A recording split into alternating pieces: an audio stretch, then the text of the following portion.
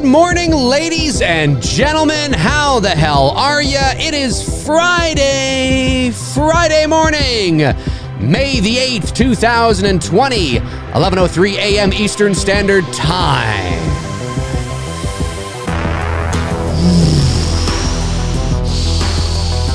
Can you feel it? Can you smell it? Can you smell what the rock is cooking?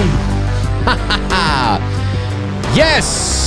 This is episode 53 of MCRAE Live, and today I wanted to do something a little bit different. I wanted to look at some horror merch. I've got a Terror Threads Halloween shirt on here. Can you guys see that? I think you guys can see that, right? Maybe you can see it better if I, hang on a sec. Maybe if you can see it better if I... Kind of. It's kind of hard to say. Anyway, yeah, I'm wearing a Michael Myers Halloween shirt. One of my favorite ones, actually, that I got from Terror Threads a couple years ago. Now, I thought, I just thought it would be fun to, I love that track, man. Ooh, gets it. It's Friday. It's Friday. The weekend is here, of course.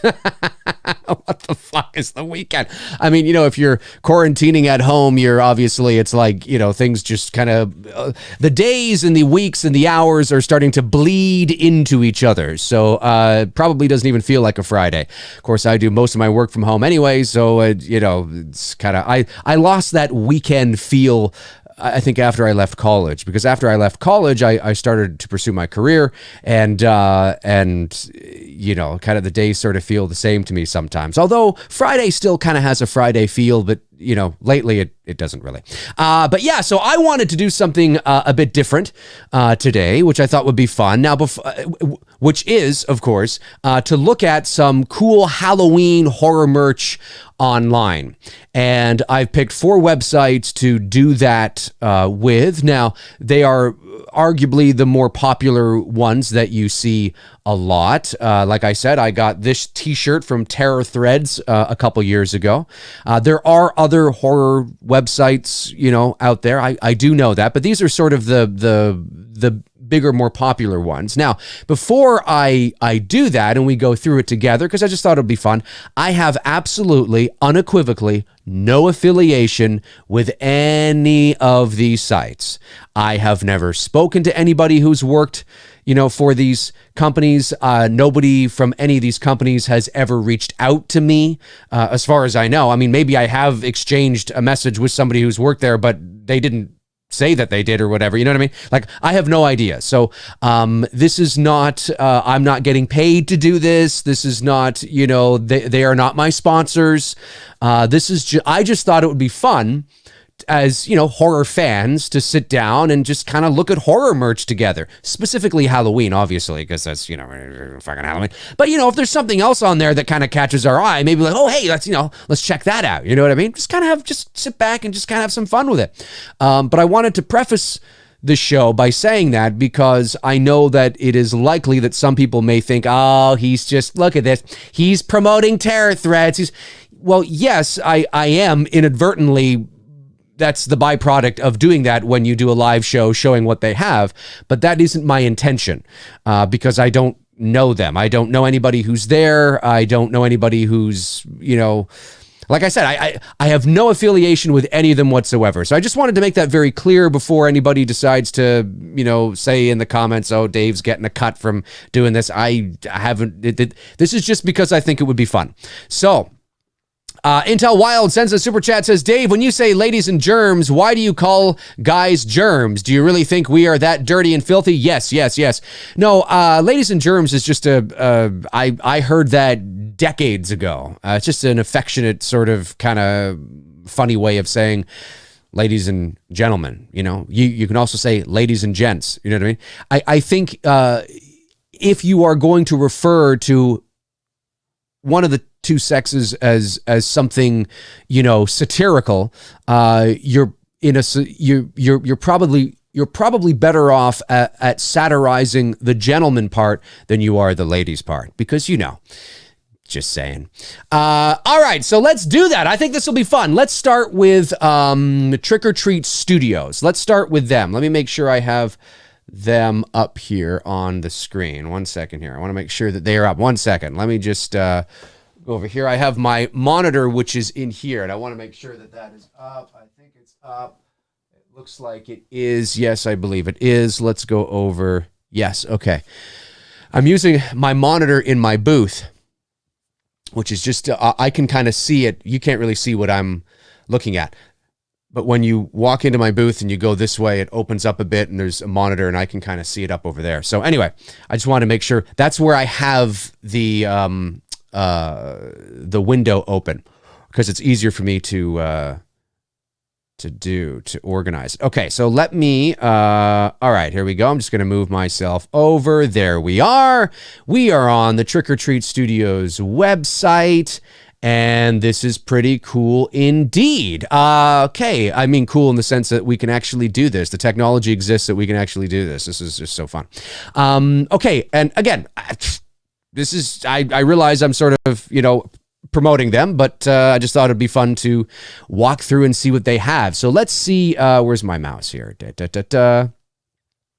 Products. Okay, we got to go to Halloween, right? Let's go to Halloween. Let's start with Halloween 78. Want to start with the original Halloween? Let's start with Halloween 78. So that's Halloween H2O, Halloween.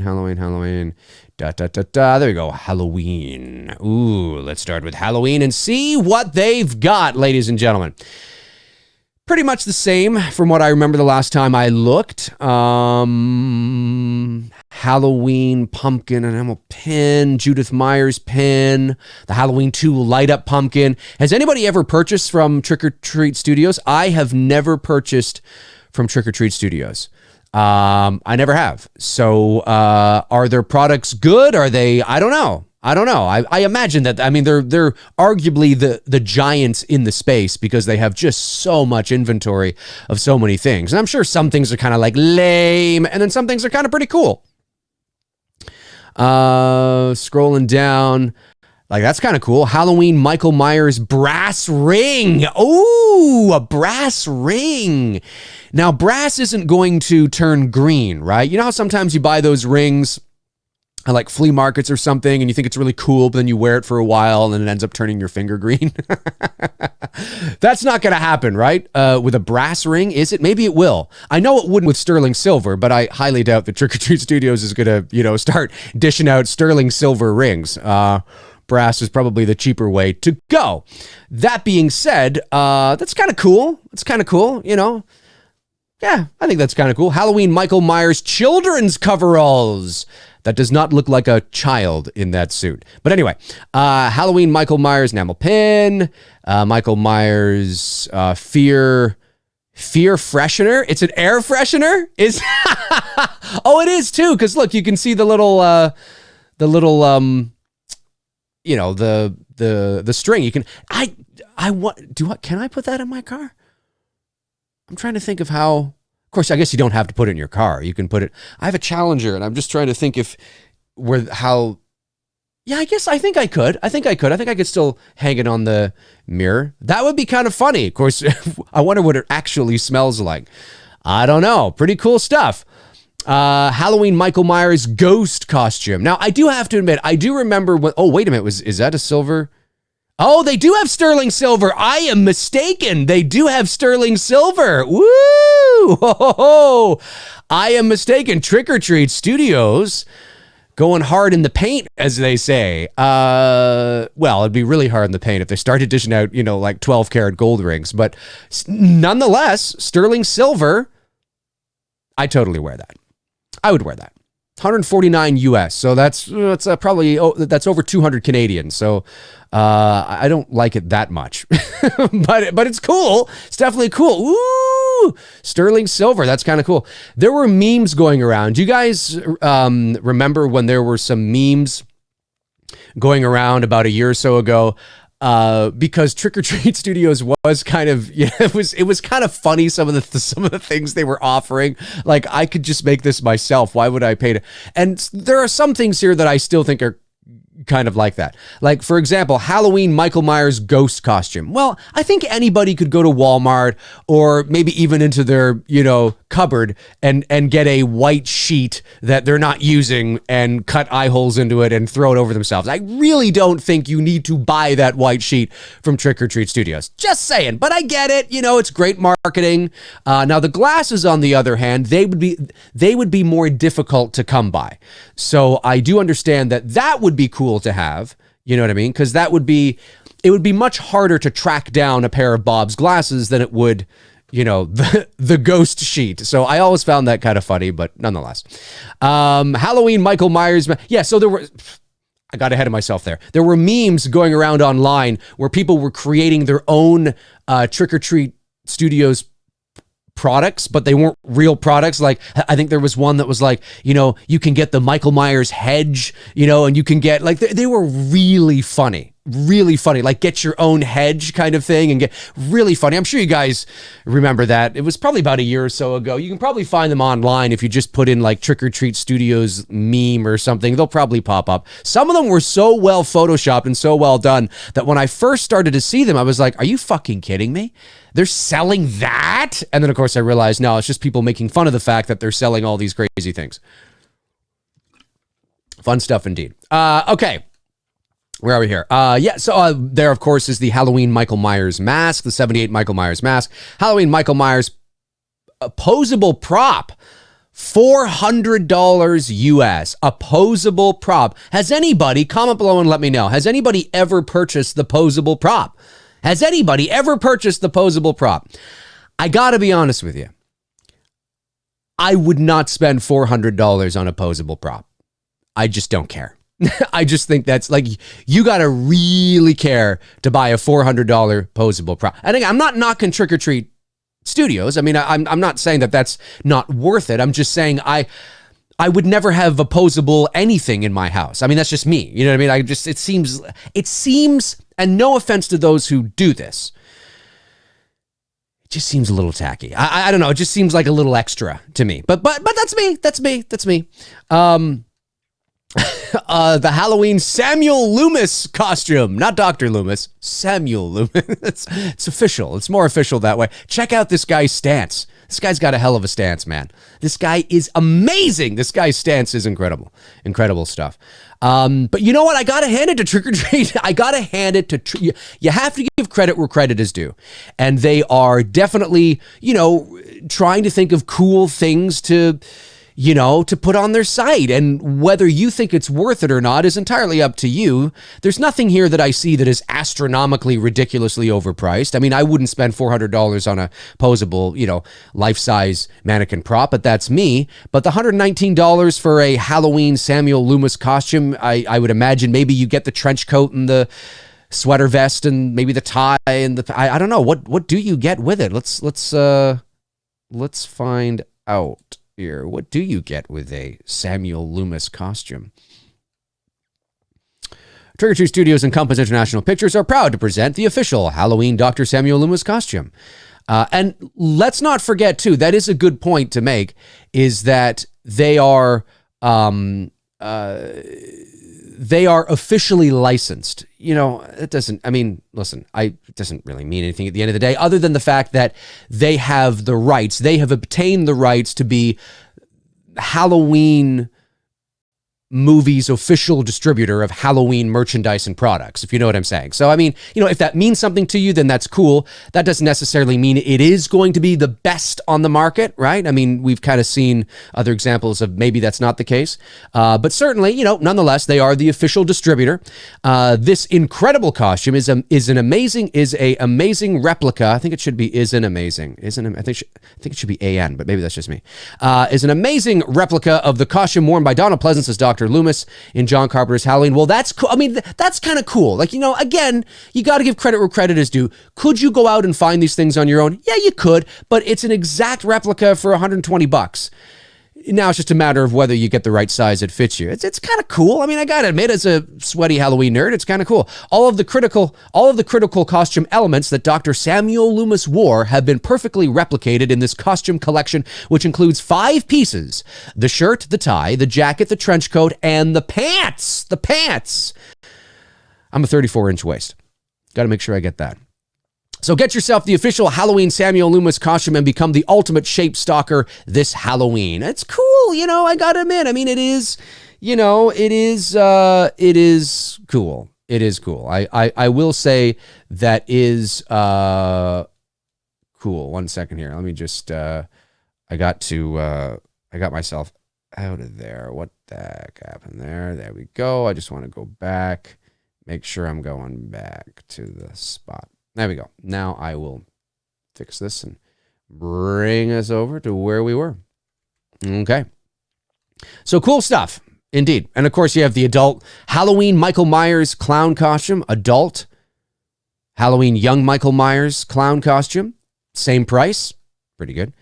The young Michael Myers clown mask, the Halloween 78 prop, the Judith Myers gravestone. Yeah, I saw that they were promoting this.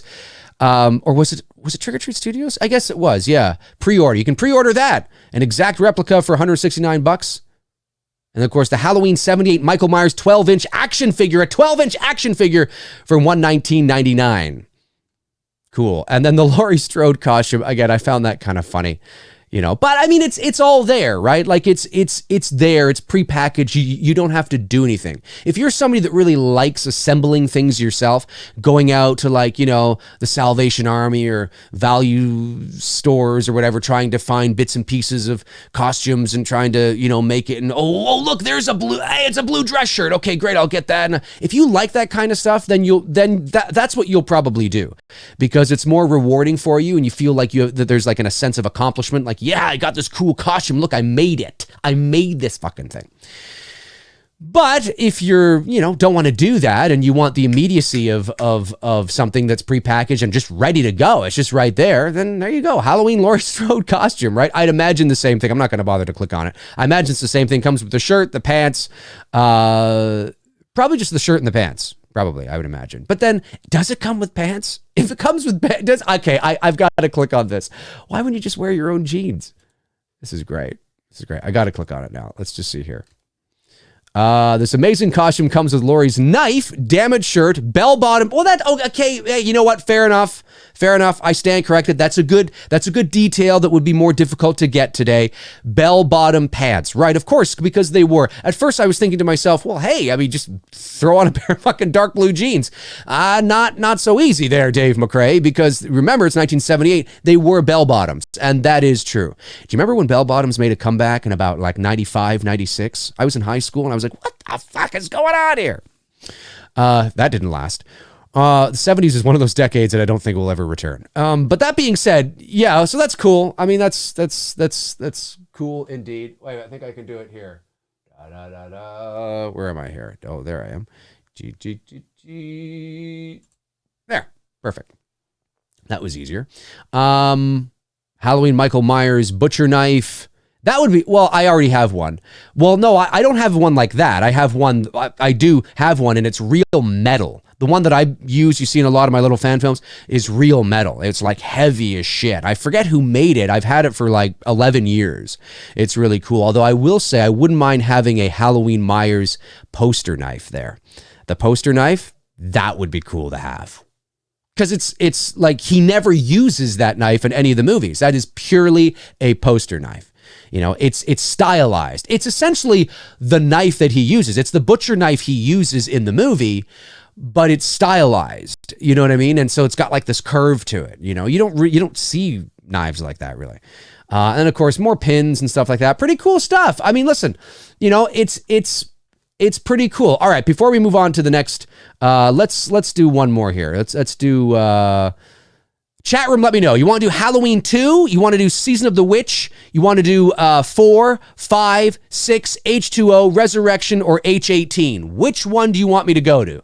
I will leave it up to the chat. Which one do you want me to go to? There are some super chats that did come in, so I will get to those afterwards. Do not worry.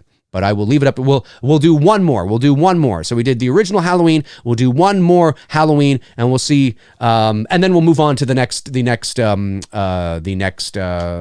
website. Halloween 2, 18, 2, H4, H2, Season of the Witch, 3, 2, 2, Chucky, H18, Chucky, 3, H2, 3, or H2O, H18, H18, 3, H2, 2 or 4, H18, 3, H2. I think 2 is winning here. Followed closely by H4, H5. Yeah, Season of the Witch, 3, H18, H18, H18, H18, 3, 18, H2. Wow, 2. It's very divided, ladies and gentlemen. It's very divided.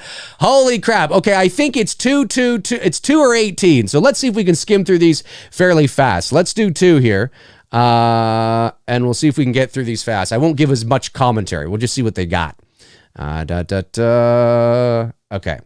So it's same kind of stuff, right? That Haddonfield Memorial Hospital sign would be cool to have. You have the pin, you have the keychain, you got the 2 pins, keychain, and the sign. I got to admit, I wouldn't mind having that light up pumpkin. That would be cool. Halloween 2 poster pumpkin magnet. Ooh, that'd be awesome. I put that on my fridge. Halloween 2 animated prop. Halloween 2 animated prop. $600 US. That's like, what is 600 Canadian? 600. That's got to be close to $1,000. Wow. Yeah, listen, my hat goes off to the sweaty Halloween nerds out there that love that kind of shit. I just don't care about that. It's a little, like having masks, on a display is kind of cool. But when you start bringing in like mannequins into your, I don't know, just little weird. I'm just saying. Halloween 2 Ben Tramer mask. All right. Where am I here? There we are. And of course, the Halloween 2 Blood and Tears mask, which a lot of people like. These costumes. Folks, I'm eventually going to do a video on the color of the coveralls because it's not that green. The coveralls were not that green. They were not a royal dark blue or a dark blue, but it was not that green. It was not olive bright. It wasn't like that. It wasn't like that. And I'm going to do a video on it eventually and sort of maybe hopefully we can put that one to rest too. It wasn't that green. Anyway, Halloween 2 deluxe mask, Halloween 2 economy mask. The economy mask. Oh, it's got rubber hair. What is this? What is this? Halloween 2 face mask. What's the hair? It looks, is that like he's getting ready to bust out his best Elvis. He's got like this pompadour thing going on. All right. Halloween 2 Elrod knife, $15. What else we got? Oh, we got the scalpel. Halloween 2 hanging prop. He's like this. It'll work. Halloween 2 hospital mask. Halloween 2 Michael Myers mini bust. He's got some breasts. No, I'm just kidding. But I'm bum-ching. You see, Halloween 2 static standing prop like that. Listen, I'm not knocking their. Well, I guess I kind of am, but I just wouldn't like that. That doesn't this big hulking sort of. It just doesn't. It doesn't do it for me. But knock yourselves out, folks. Halloween 2, vacuum form mask. Oh, interesting. Holiday Horrid's Halloween 2 Michael Myers ornament. That'd be cool. I'd hang that on my tree. That would be cool. Trick or Treat Studios 2018 catalog t-shirt. Kind of cool. All right. That's that for Halloween 2, folks. A lot of Halloween 2 stuff there. Let's quickly go over to Halloween 18 because that was getting a lot of stuff. Halloween 18. Here we go. What do you got? Halloween 2018 Michael Myers adult costume, $60. Same kind of stuff. Ooh, you got the eye. You got the old butcher knife there too. The butcher knife, the eye. Some pretty good prices there. Of course, the official mask. Halloween 2 Michael Myers mask, bloody edition. I guess that's after Karen shot him. The Halloween, the Christopher Nelson, my head has been carved out by Michael Myers mask. Or head. It's probably not a mask. It's just a foam head probably. Yes, severed head prop. Halloween Michael Myers animated prop. Again, another they love that. $700. Woo! Woo! Woo! Man. Is anybody, like, I'd love to know the stats on that. Was anybody buying that? Wow. Halloween 2018 Michael Myers pin. And, of course, the logo pin. Oh, cool. Not a lot, but enough. Enough, right? And no doubt, of course, when Kills and Ends come out, there will be more for that as well. Okay, let's go over to, let me see here. Let's go over to the next, the next one, which would be, let me just do this. It'll be Terror Threads. Let's go over to Terror Threads and see what's shaking with Terror Threads.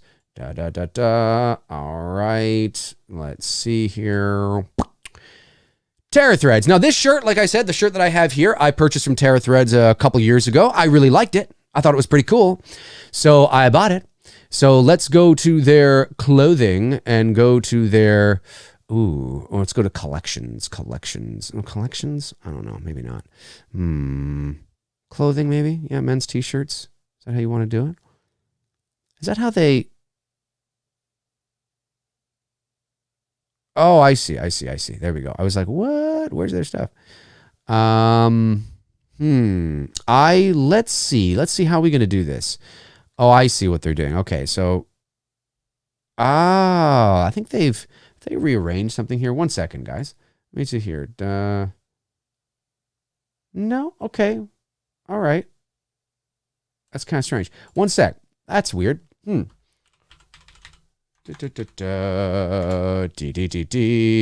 want to find their stuff. Oh,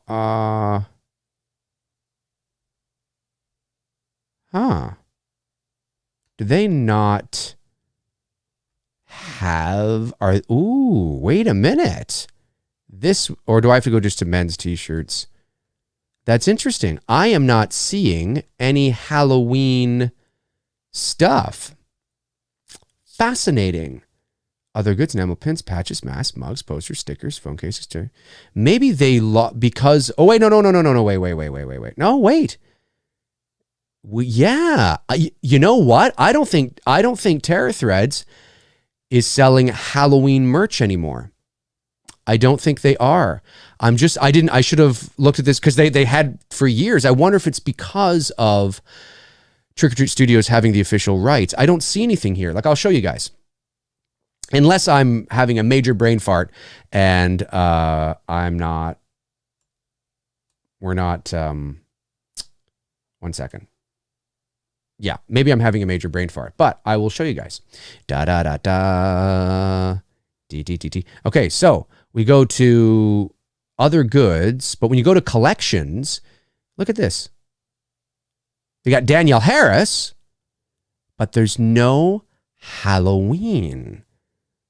Terrifier, Sleepaway Camp. Interesting. That's where, did they lose the license? They must have. Well, they never had the license. I don't think they were the official distributor. So they didn't have anything exclusive, but it's entirely possible because they are a big competitor that they are, they're up there with, your Fright Rags and things like that. I wonder if they've lost something. And then this here. Oh, that's just shop. Yeah. Okay. I don't want that. Sorry about that, guys. That's just shop their stuff. 1 second here. Let me go back. There we go. I'm back. Yeah, that's so interesting. I didn't know that. Well, you know what? While we're here, why don't we just go to the Danielle Harris collection and see what she has? And now, unless I'm missing something, but I bet you there won't be anything Halloween. Okay, you got Halloween-ish things, but if you notice, you don't have any Halloween 4 merch. So yeah, they must have... sorry, let me move this over here a little bit for you. They must have... yeah. Look at these. Like, they're things that are Halloween-y, but they're not Halloween. Fascinating. Well, I didn't know that. Well, nonetheless, Terror Threads, listen, they got a lot of cool stuff, right? They got, obviously, if you're a big Danielle Harris fan and you want something with Danielle Harris on it, but you don't really care that it's Halloween. Just, you really like her and you think she's hot or something. I don't know. There's a bunch of shit there you could buy, right? And the quality is really good. Like, I will say that. And again, I have no affiliation with any of the companies we're looking at today. For those of you that are tuning in a bit late, I'm not getting anything from this. I just thought it would be cool to kind of sit down and just look at horror shit together. Well, Halloween stuff, right?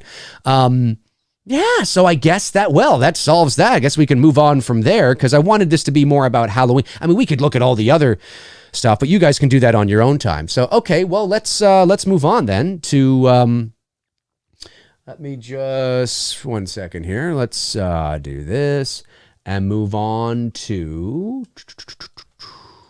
We're going to move on to horror merch. And I wonder if horror merch is the same thing. Ooh, let's check this out. Let's see if horror merch is suffering the same fate, shall we? Let's put in Halloween. Okay, no, it looks like they got a few things here. You know what? Let me just hit enter and just see what comes up. Okay. So they got a few Halloween things here. All right. Now, horror merch. You know that Friday the 13th hoodie that I sometimes wear? It's got the original poster on it. I've had it for like 4 years or whatever. It's wearing out too. I got that from horror merch. And they don't sell hoodies anymore, I don't think. But the quality was so good. Because sometimes you buy a hoodie or... especially like a sweatshirt or a hoodie from like an online retailer, you get it. It's kind of thin and it's kind of lame, but their quality was really good. And maybe that's why they don't sell them anymore, because they just couldn't keep up. It just was too expensive maybe to be dishing out this level of quality. But I was surprised when I got it in the mail. I think I purchased it, like 4 years ago, maybe. I was surprised when I got it in the mail, how thick it was. And I was like, oh, this is like I bought this at like a retailer in a mall or something. Like this is really nice. And I'd love to get another one, but they don't sell them anymore. And there was one they had, and I should have bought it when I saw it, but I didn't because I bought the Friday the 13th one. I was going to buy both, but I just decided not to.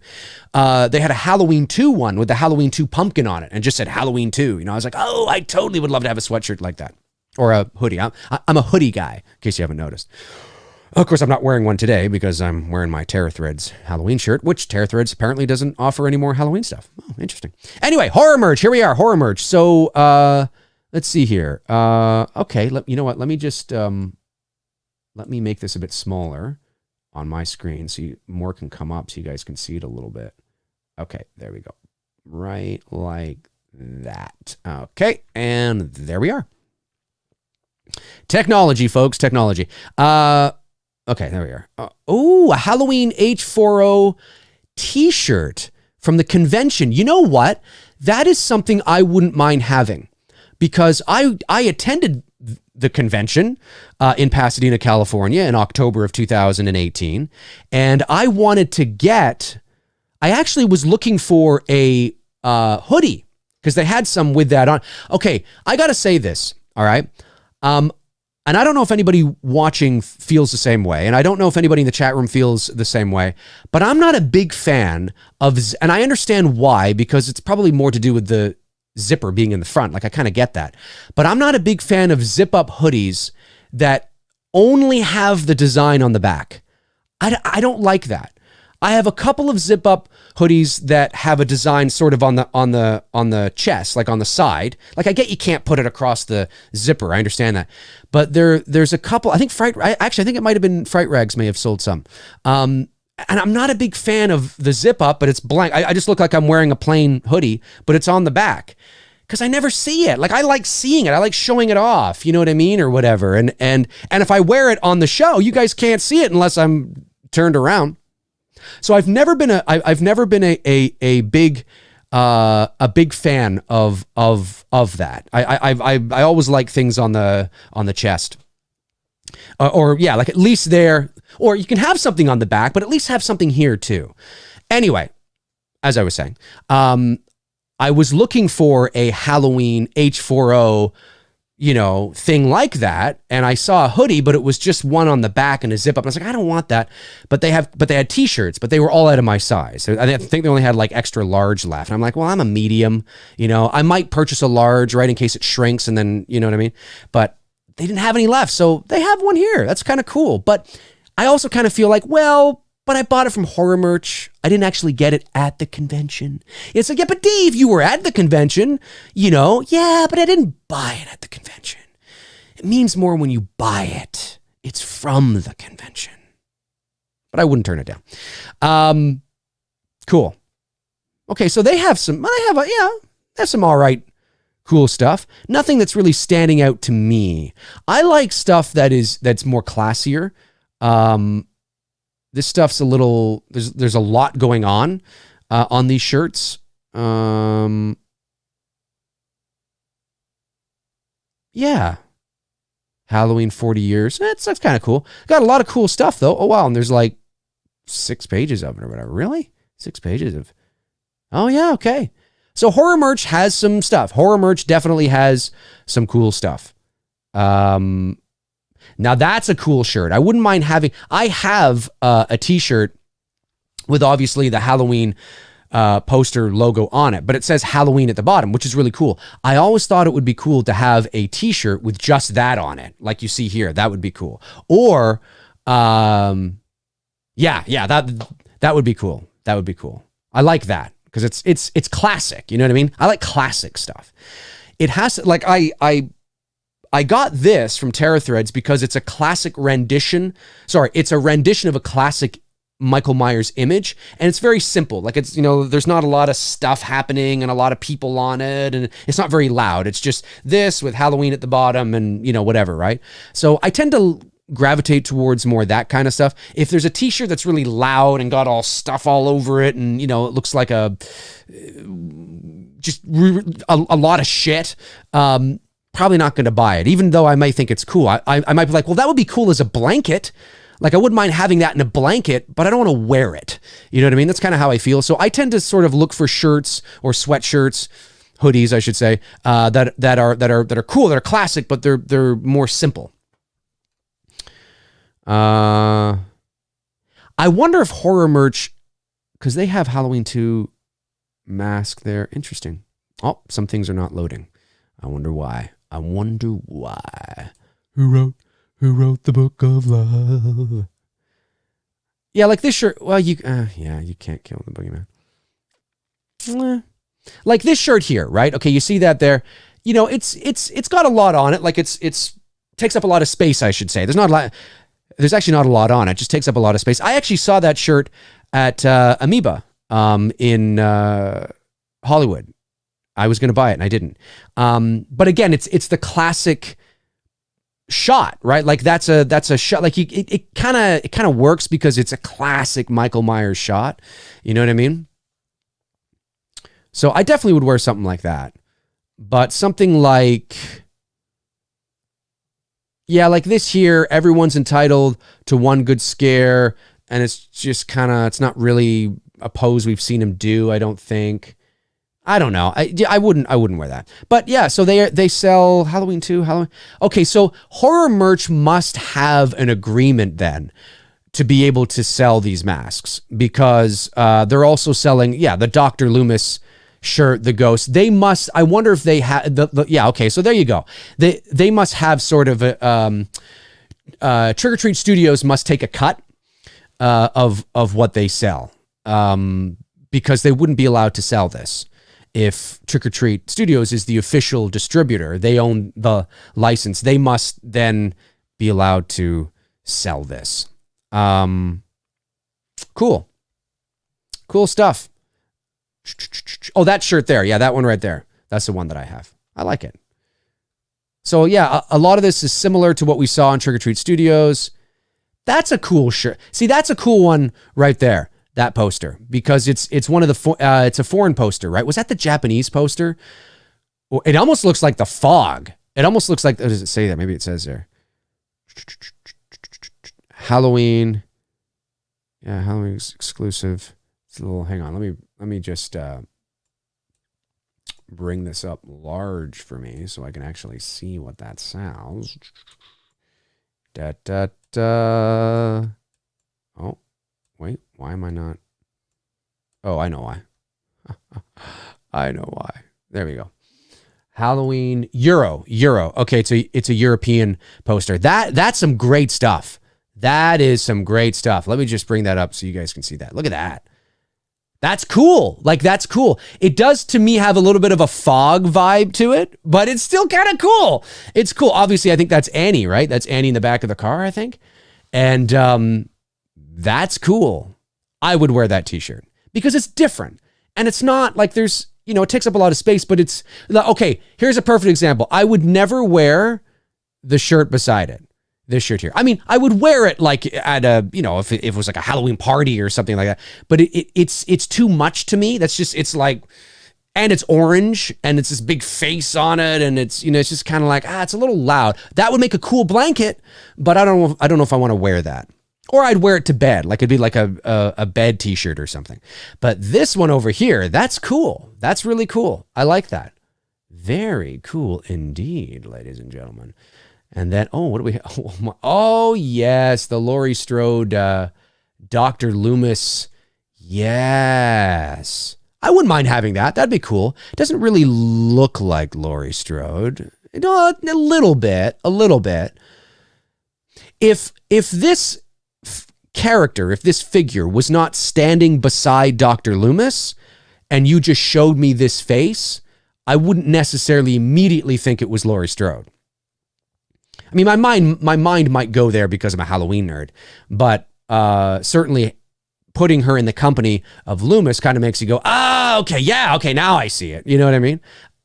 That'd be cool. I might look into that. That'd be cool. And then, of course, what do we got beside it there? Oh, right, yes. Yeah, so basically, we're just seeing sort of a lot of the similar things we saw with Trick or Treat Studios. With you know, there's a bit that's not there, obviously. But let's go over to Fright Rags. Where are we here? Fright Rags. Yeah. All right, one sec.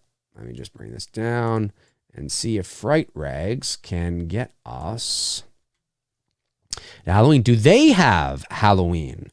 Let's see their collections. They have B, C, D, E, F, G, H, Halloween franchise. Okay, franchise. Let's just do Halloween franchise, I guess, and see what old Fright Rags has got going on. Why are you not? Oh, there we go. I was going to say, why are you not clicking on it? Or why is it not working? All right. So I just clicked on the Halloween franchise. So we'll see, you know, because I want to move over to the Q&A here in a second. So we'll see everything. We'll just see everything. Yeah, like that long sleeve shirt. Again, cool, but I don't know if I would wear that out. It's just a little loud for me. I'd wear it on my show, like I'd wear it on the show, but I don't know if it would be in my regular circulation of just shirts that I just wear. You know what I mean? It's a little loud, you know. Again, a cool blanket, cool pajama shirt. Yeah, I'd be all over that for a pajama shirt. And great design, like great artwork and shit, but it's loud. Cool stuff. Now that toque, ooh, that's a cool looking toque. I'd wear that in the wintertime. Of course, it's springtime. Of course, it's actually quite chilly here today. But we're obviously in spring, so the warmer weather is essentially upon us. So I'd have to save that for, I could wear it on the show. Maybe I'll get it. $25. The thing with Fright Rags is because they just recently, and you'll see it here in a second. Well, you know what? I'll talk about it when it pops up.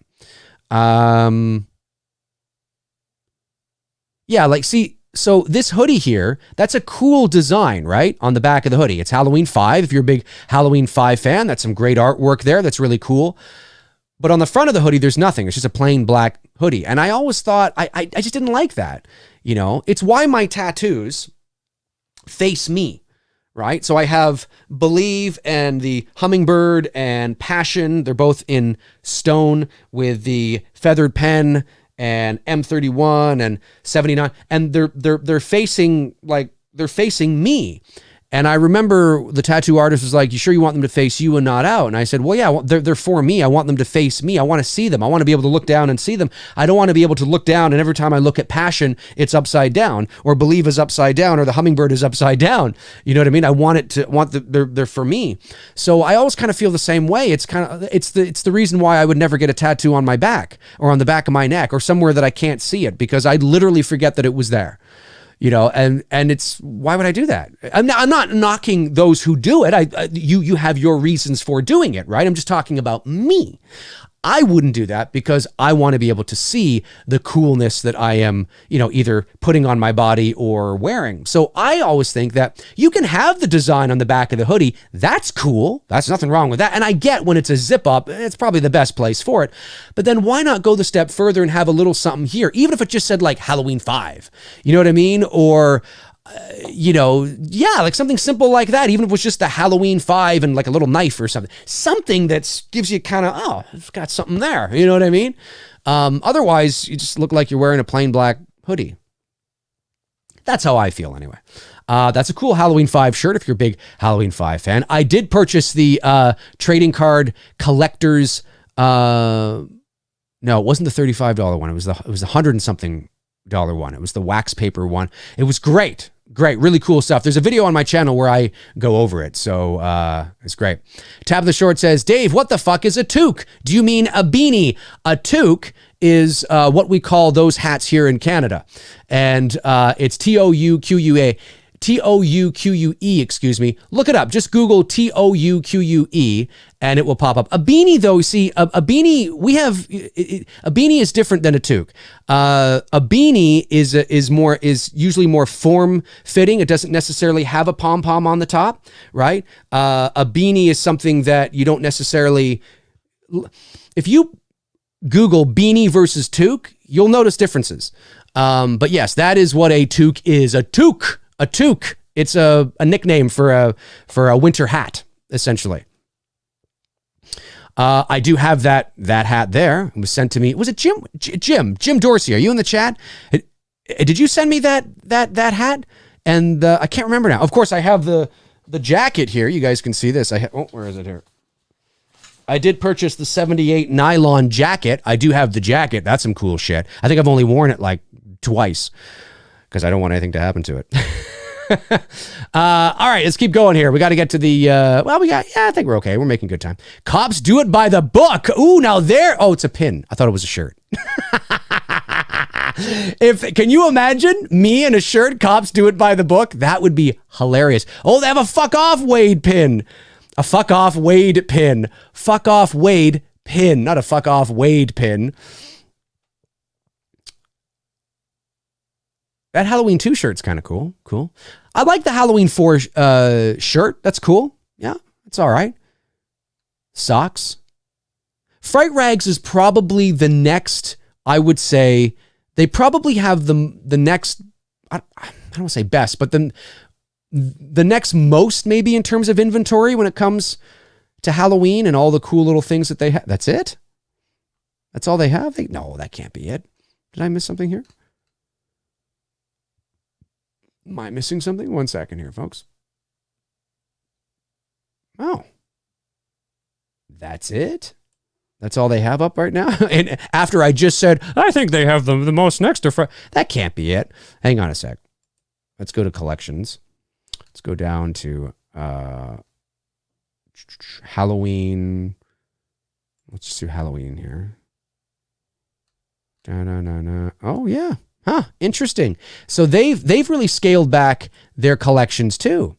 Fascinating. And it probably does have something to do with let's go to Halloween 2. Probably does have something. Yeah, there you go. That's it. So that was it. That is all they have. It's got to have something to do with the with Trick or Treat having essentially the monopoly on it all.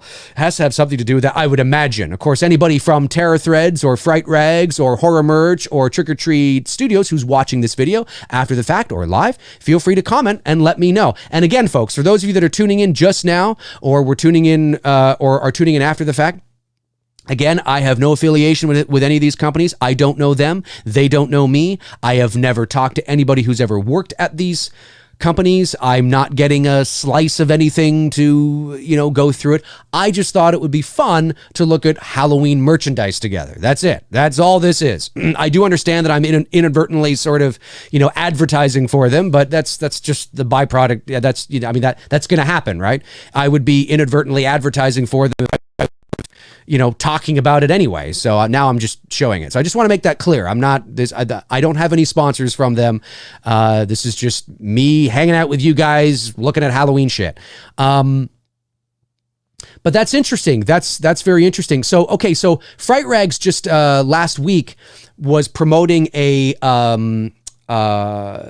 you guys, I don't know if you saw, but it was like a zip-up hoodie, but it was like a old school Letterman sort of like high school type hoodie that said Haddonfield on it, and it was really cool, and it looked really awesome, and they had like a gray kind of wool, I don't think it was wool, but it kind of looked like that hat with a big orange H on it. You guys probably saw it. I was going to purchase the hat. I wasn't going to purchase the Letterman hoodie yet because I was going to wait. I wanted to see sort of what other people said about it. I sometimes tend to do that.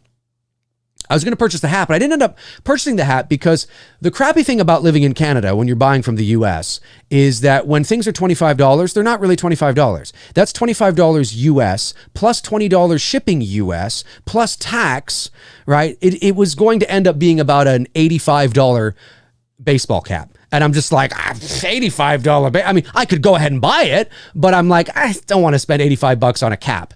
You know what I mean? So I thought, I'll just hold off and wait for a bit, and maybe they'll drop the price or have a sale or something, and then it won't be too bad.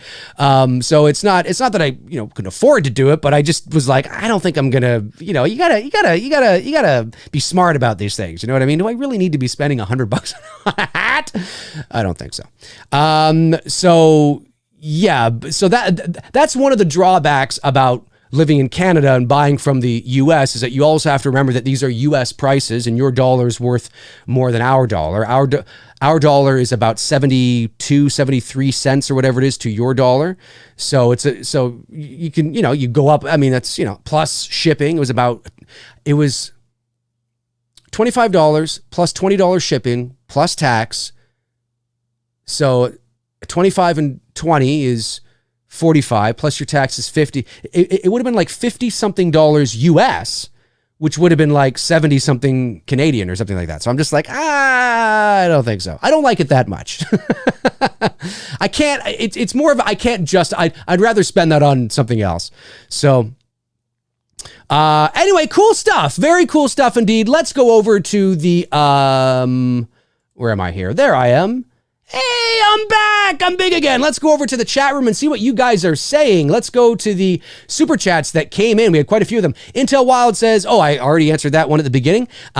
Andrew L says, you should show off all your Halloween memorabilia one day, such as masks and figures, etc. You know what, Andrew? I don't have a lot of them, man. There are people out there that have way more shit than me, like way more stuff than me. Pretty much what you see in the background is what you get. I mean, there's a few other things I don't have on display that are out in, in various places in my home, but certainly you've seen the gist of what would be cool to look at in terms of Halloween sort of stuff. Again, I'm not I don't collect everything and anything. A lot of what you see behind me as well was sent to me. Let me just see here and bring up the other camera here. Yeah, so a lot of what you see behind me, like, now that mask I got myself. That's an independent mask. I got that. But this one here was sent to me by Chris Baber, right? This one here was sent to me by Chris Baber. These figures all along here, these figures, Michael there, Laurie Strode, they were sent to me. The Jason mask I purchased, but the bus that it's on was sent to me. Let's see. Nothing really Halloween, well, yeah, I guess I have of course, the VHSs I bought and things like that. But, oh yeah, those things up there, those two news, articles, they were sent to me by fans like you, who want to contribute to the background or, just want to say, hey man, thanks for doing what you do. Here's a little gift or whatever. I thought it was amazing. I didn't know that people did that until about a year and a bit ago. I was getting a lot of messages from people saying, oh wait, there you are. There you are. I want to go back to the other view for the moment though. I like this view. It's kind of cozy. Ooh, there's a bit of a color temperature difference there. I just noticed that in the white balance. Nonetheless, so it was about a year and a bit ago. I had people reaching out to me wanting to send me stuff. And I was like, why do you want to send me stuff? And they're like, we just want to send you stuff, man. We want to say thank you, want to send you this. We knew you'd like it. And, we want to send it to you just as a gift. And I was so taken back by that. I was surprised by that. And so I didn't have a P.O. box. So I went and got a P.O. box and people have sent me some really nice things just to basically say, thanks, man, you're awesome, which is amazing. That's so cool. So cool. Really awesome shit. So yeah, so there's a lot of things that I didn't even actually purchase. So I might even have less back there if it wasn't for you guys. Let's see here. David versus Goliath just sends in a super chat. Thank you very much, David. Appreciate it. Chris Baber says, looks like a Fat J from Wham. Oh, you must be talking about one of the things we were looking at. So sorry, Chris. I didn't see your thing when it came in. I don't know what you're referring to, but I have no doubt you're probably right. Thank you, buddy. Wayne Downey says, Dr. Loomis's stance looks like James Bond gun barrel stance, like he's turned and like he just turned and shot down the circle. Yeah, he's got this really wide stance going on, like he's fucking ready, man. He's ready to take down Michael. He's ready to do it. Intel Wild says, any word on Frank the Tank? Oh, Frank, that's right. Is Frank here today? If Frank is not here today, which it doesn't look like he is, then I will reach out to Frank after the show today and just wanted to see how he's doing and see if he'll respond. And who knows what people are going through in their own lives, right? Everybody's going through something. There might be something personal on his end that he's tackling that maybe he doesn't, he's just taking a break. He's just taking a break. That's entirely possible. But I will definitely reach out to him and just say, hey, Frank, we've noticed you haven't been there. Just want to make sure you're okay. There's no rush. I mean, it's not like he's required to be here every show. He can take as many days and shows off as he wants, but his absence is noticeable. So I will definitely check in with Frank and see how he is doing. Frank, if you're watching, we hope you're doing well, buddy. And I'll check in with you a bit later. TMB sends in a super chat. Thank you, TMB. Says, Dave, I want the car. He was doing very well last night. Maybe someone around here gave him lessons. Oh, the car. Do you mean yeah, there's a couple of people that have made, I don't know if anybody official, I don't know if any online source officially has made this, but there have been some independent guys that have made like the station wagon toy car against the backdrop of like fall leaves and shit. Is that what you're talking about, or am I completely out to lunch? That would be cool to have. Mike1072 sends in a super chat. Thank you, Mike. He says, hey, Dave, awesome topic today. Keep up the great work and stay safe. Thank you so much. Yeah, I thought it'd be kind of fun. Different. You know what I mean? It's different. Eddie Greens 101 says, what happened with the SWAT situation? Oh, right. So for those of you that don't know, or maybe don't follow me on social media, last night I was coming back to my place and I'm pulling into the driveway and I notice my neighbors, they're all, first I'm driving down the street and I notice that there's these, big black SUVs and shit all lined up. And for first, I'm just like, what the hell? Is he having a party or something? Like, whatever happened to the physical distancing thing going on? I'm like, is somebody having a party? What's going on? So, and then I pull in, and as soon as I pull in, I notice these big, 6'3", 250-pound SWAT guy, like probably about 10 of them all come storming, not storming, I shouldn't say that. Like whatever was going on, whatever situation was happened while I was out. But the crazy thing is that I was only out for about half an hour. So when I left, there was nobody there. It was peaceful. Everything was fine.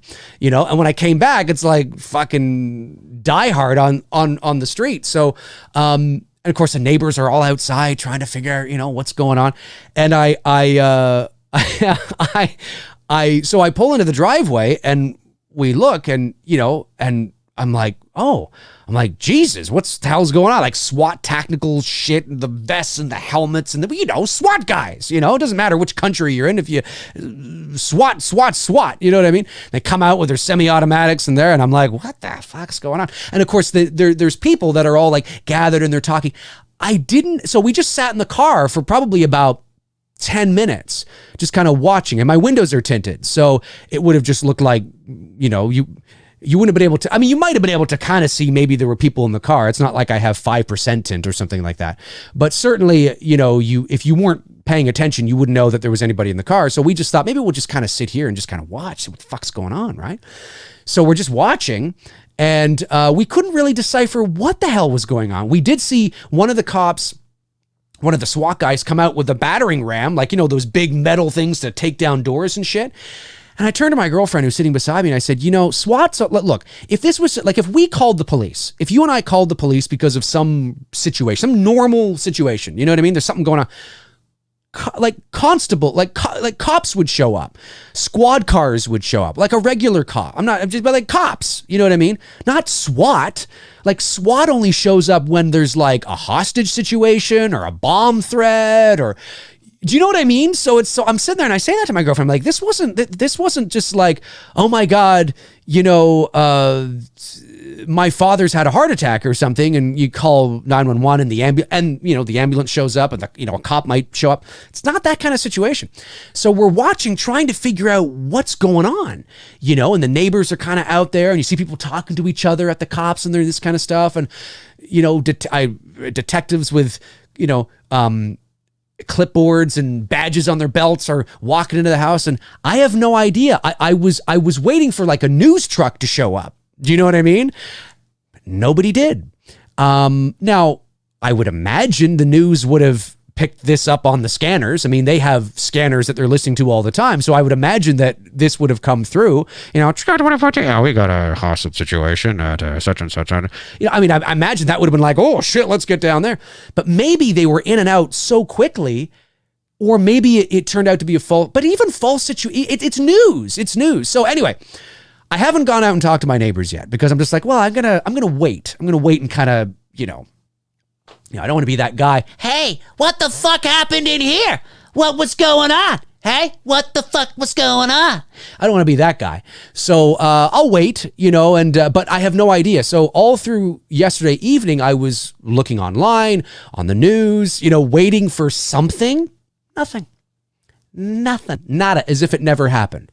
Oh, it happened, baby. Oh, it happened. You don't not notice a fucking SWAT team, coming out of your neighbor's house.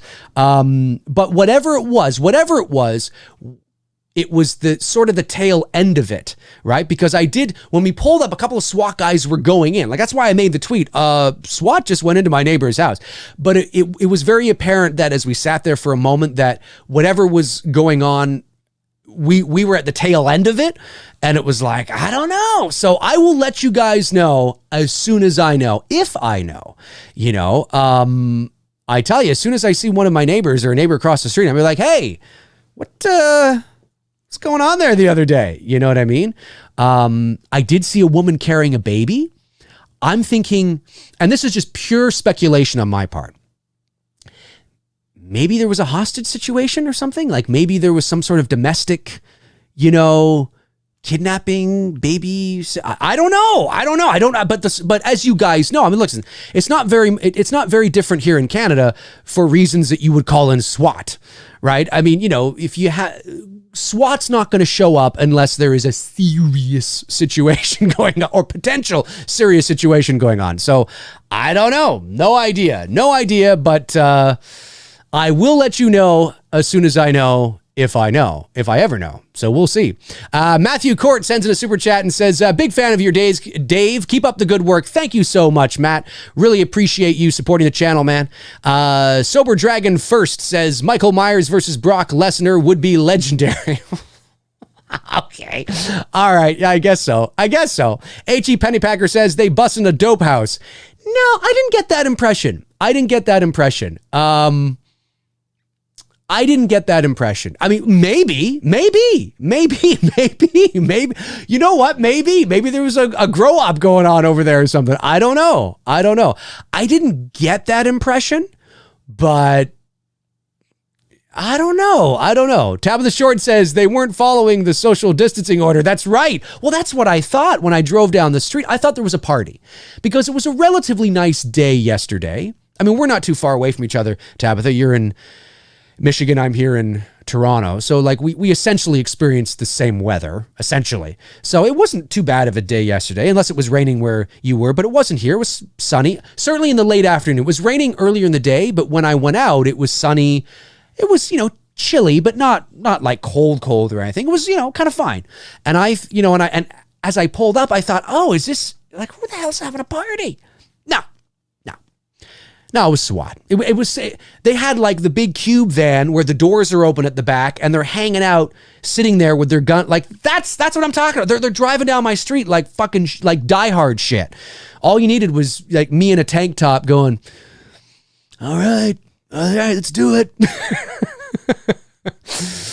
CD Scale Model says, hey Dave, a cool, unique t-shirt would be for the official use only decal on the car door, put on the t-shirt. Oh, you mean, I know what you're talking about. That would be cool. I wouldn't put it on my car, but that would be cool though. That would be cool.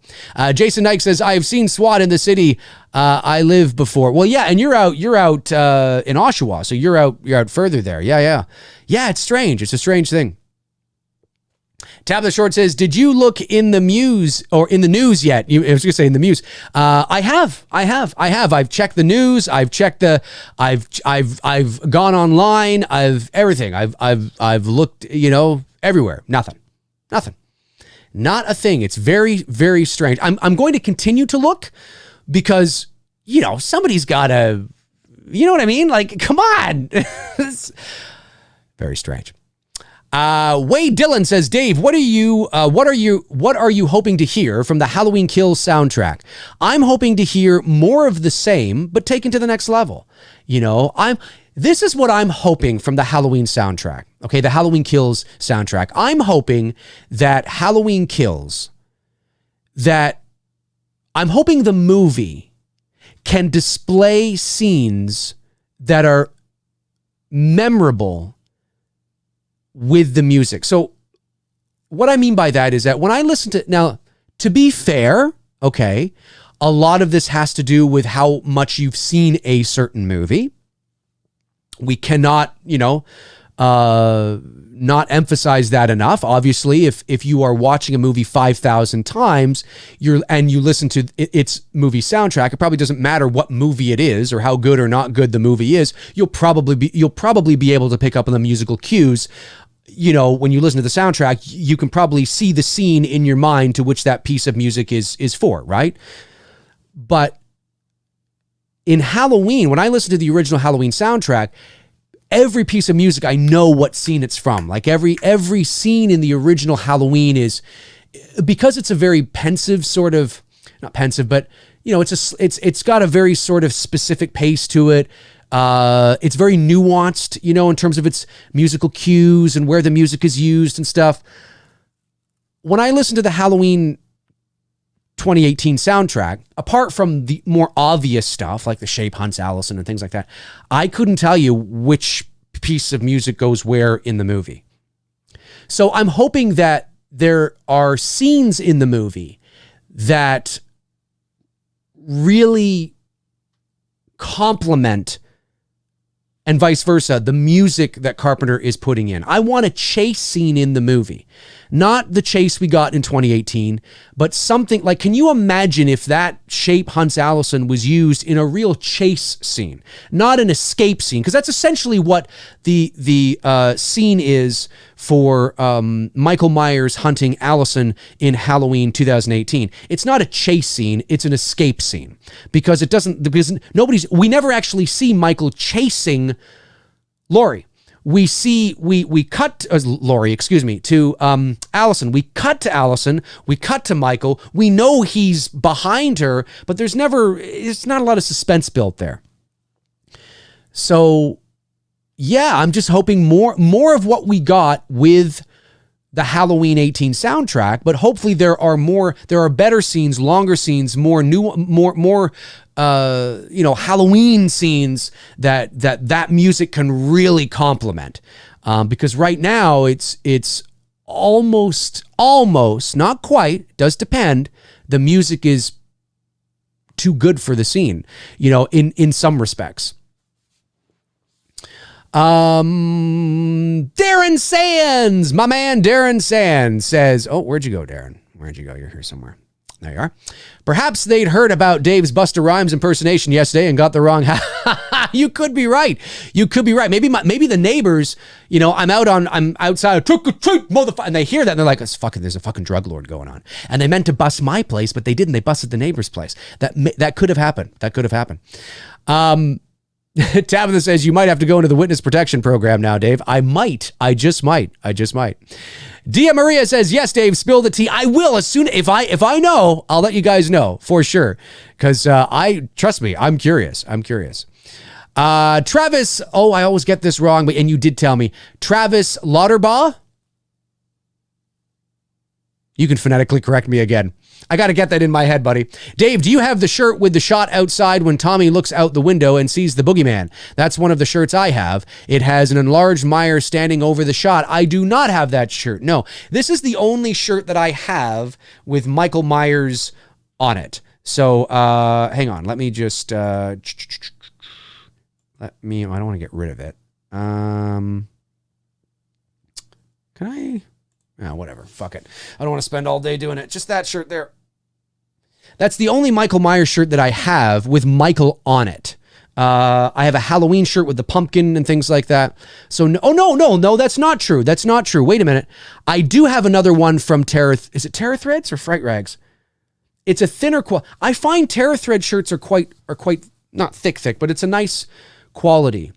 I do have another one that I purchased at I think it's a Fright Rags one that I got. I think the Fright Rags one, yes, it's a Fright Rags one, and it's an original Halloween. You've seen me wear it on my show before. Not on MCRAE Live, but on my channel in the past.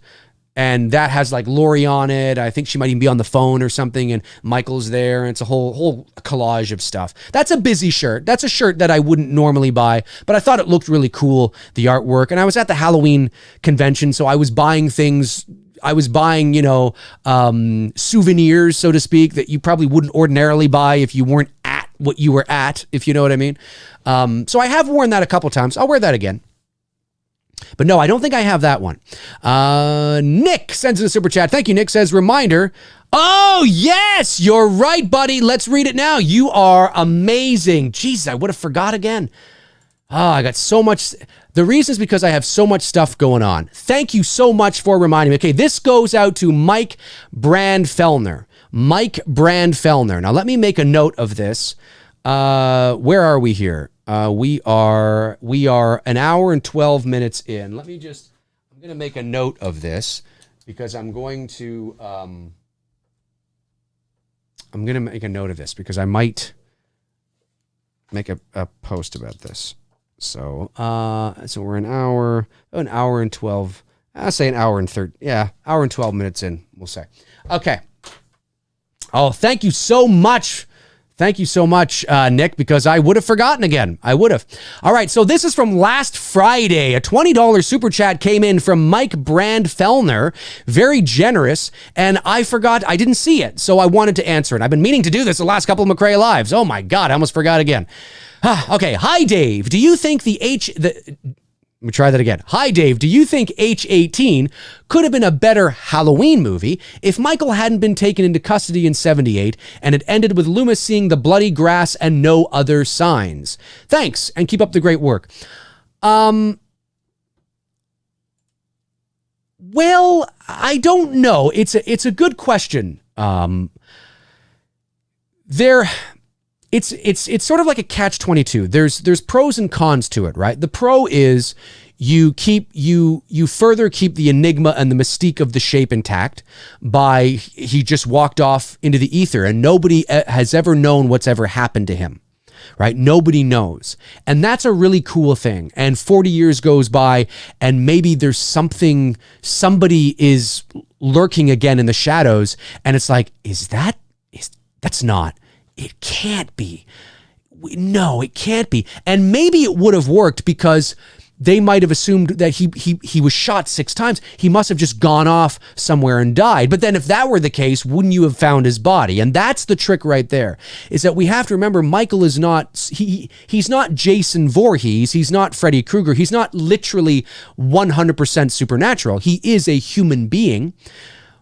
Of course, the original intent of the character now. I mean, by the time you get to the later sequels, there's an argument to be made that he's got some sort of supernatural possession to him and that he can fucking walk on water.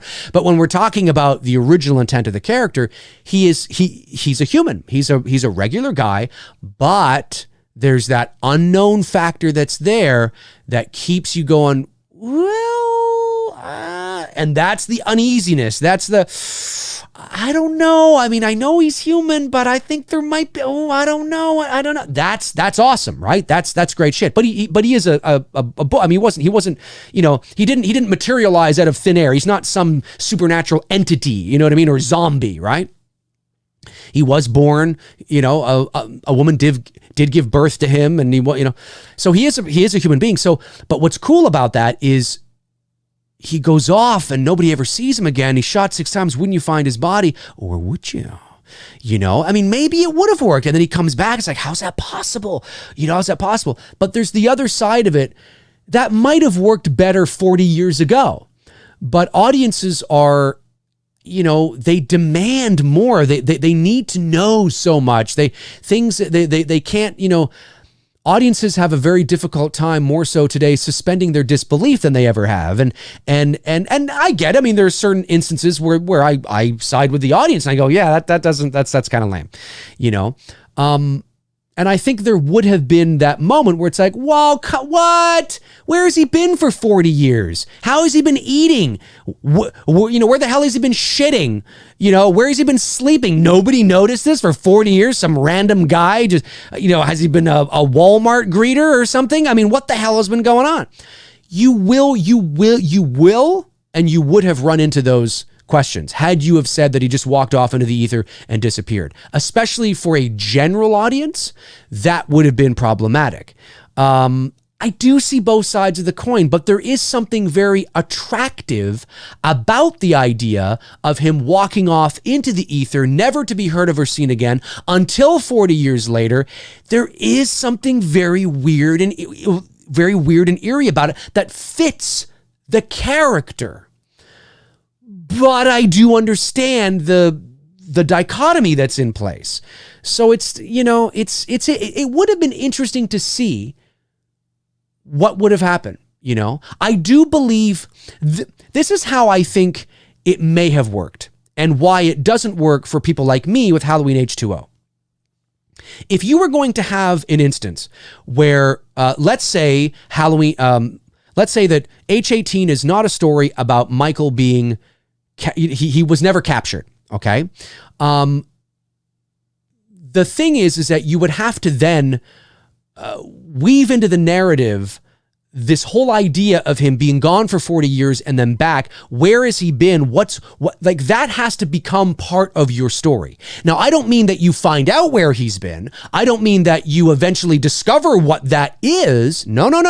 That has to remain a mystery. That's the unknown factor that preserves the integrity of the enigma of the shape. But that has to be part of the, at least like a subtext, has to be part of the narrative. Like, how is this possible? That makes no sense. Where has he been? And you see discussions about it, not a throwaway line like an H2O, like, they never found his body. I mean, that's all the cop says. That is it. That is all the exposition, if you could even call it that, in reference to where has he been for 20 years? That's it. They never found his body. That's not good enough. That's not good enough. And that's not going to work.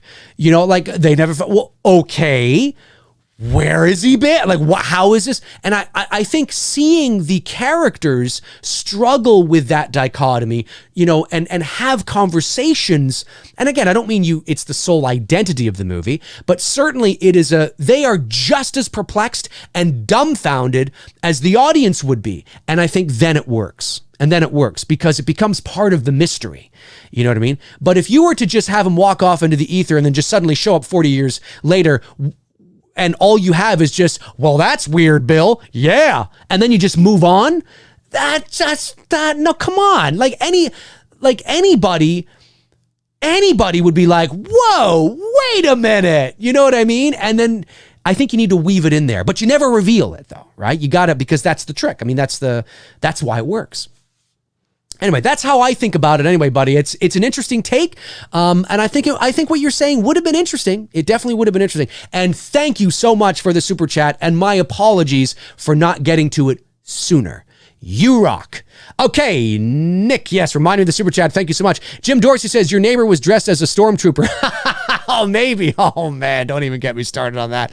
Oh, my goodness. And listen, I have the utmost respect for law enforcement. And when I say that, I mean, obviously we're talking about good law enforcement. I mean, nobody has the utmost respect for shitty people, or bad eggs. I'm talking about good cops, people that do their job well. There's a lot of them out there. I don't think the good cops get enough credit.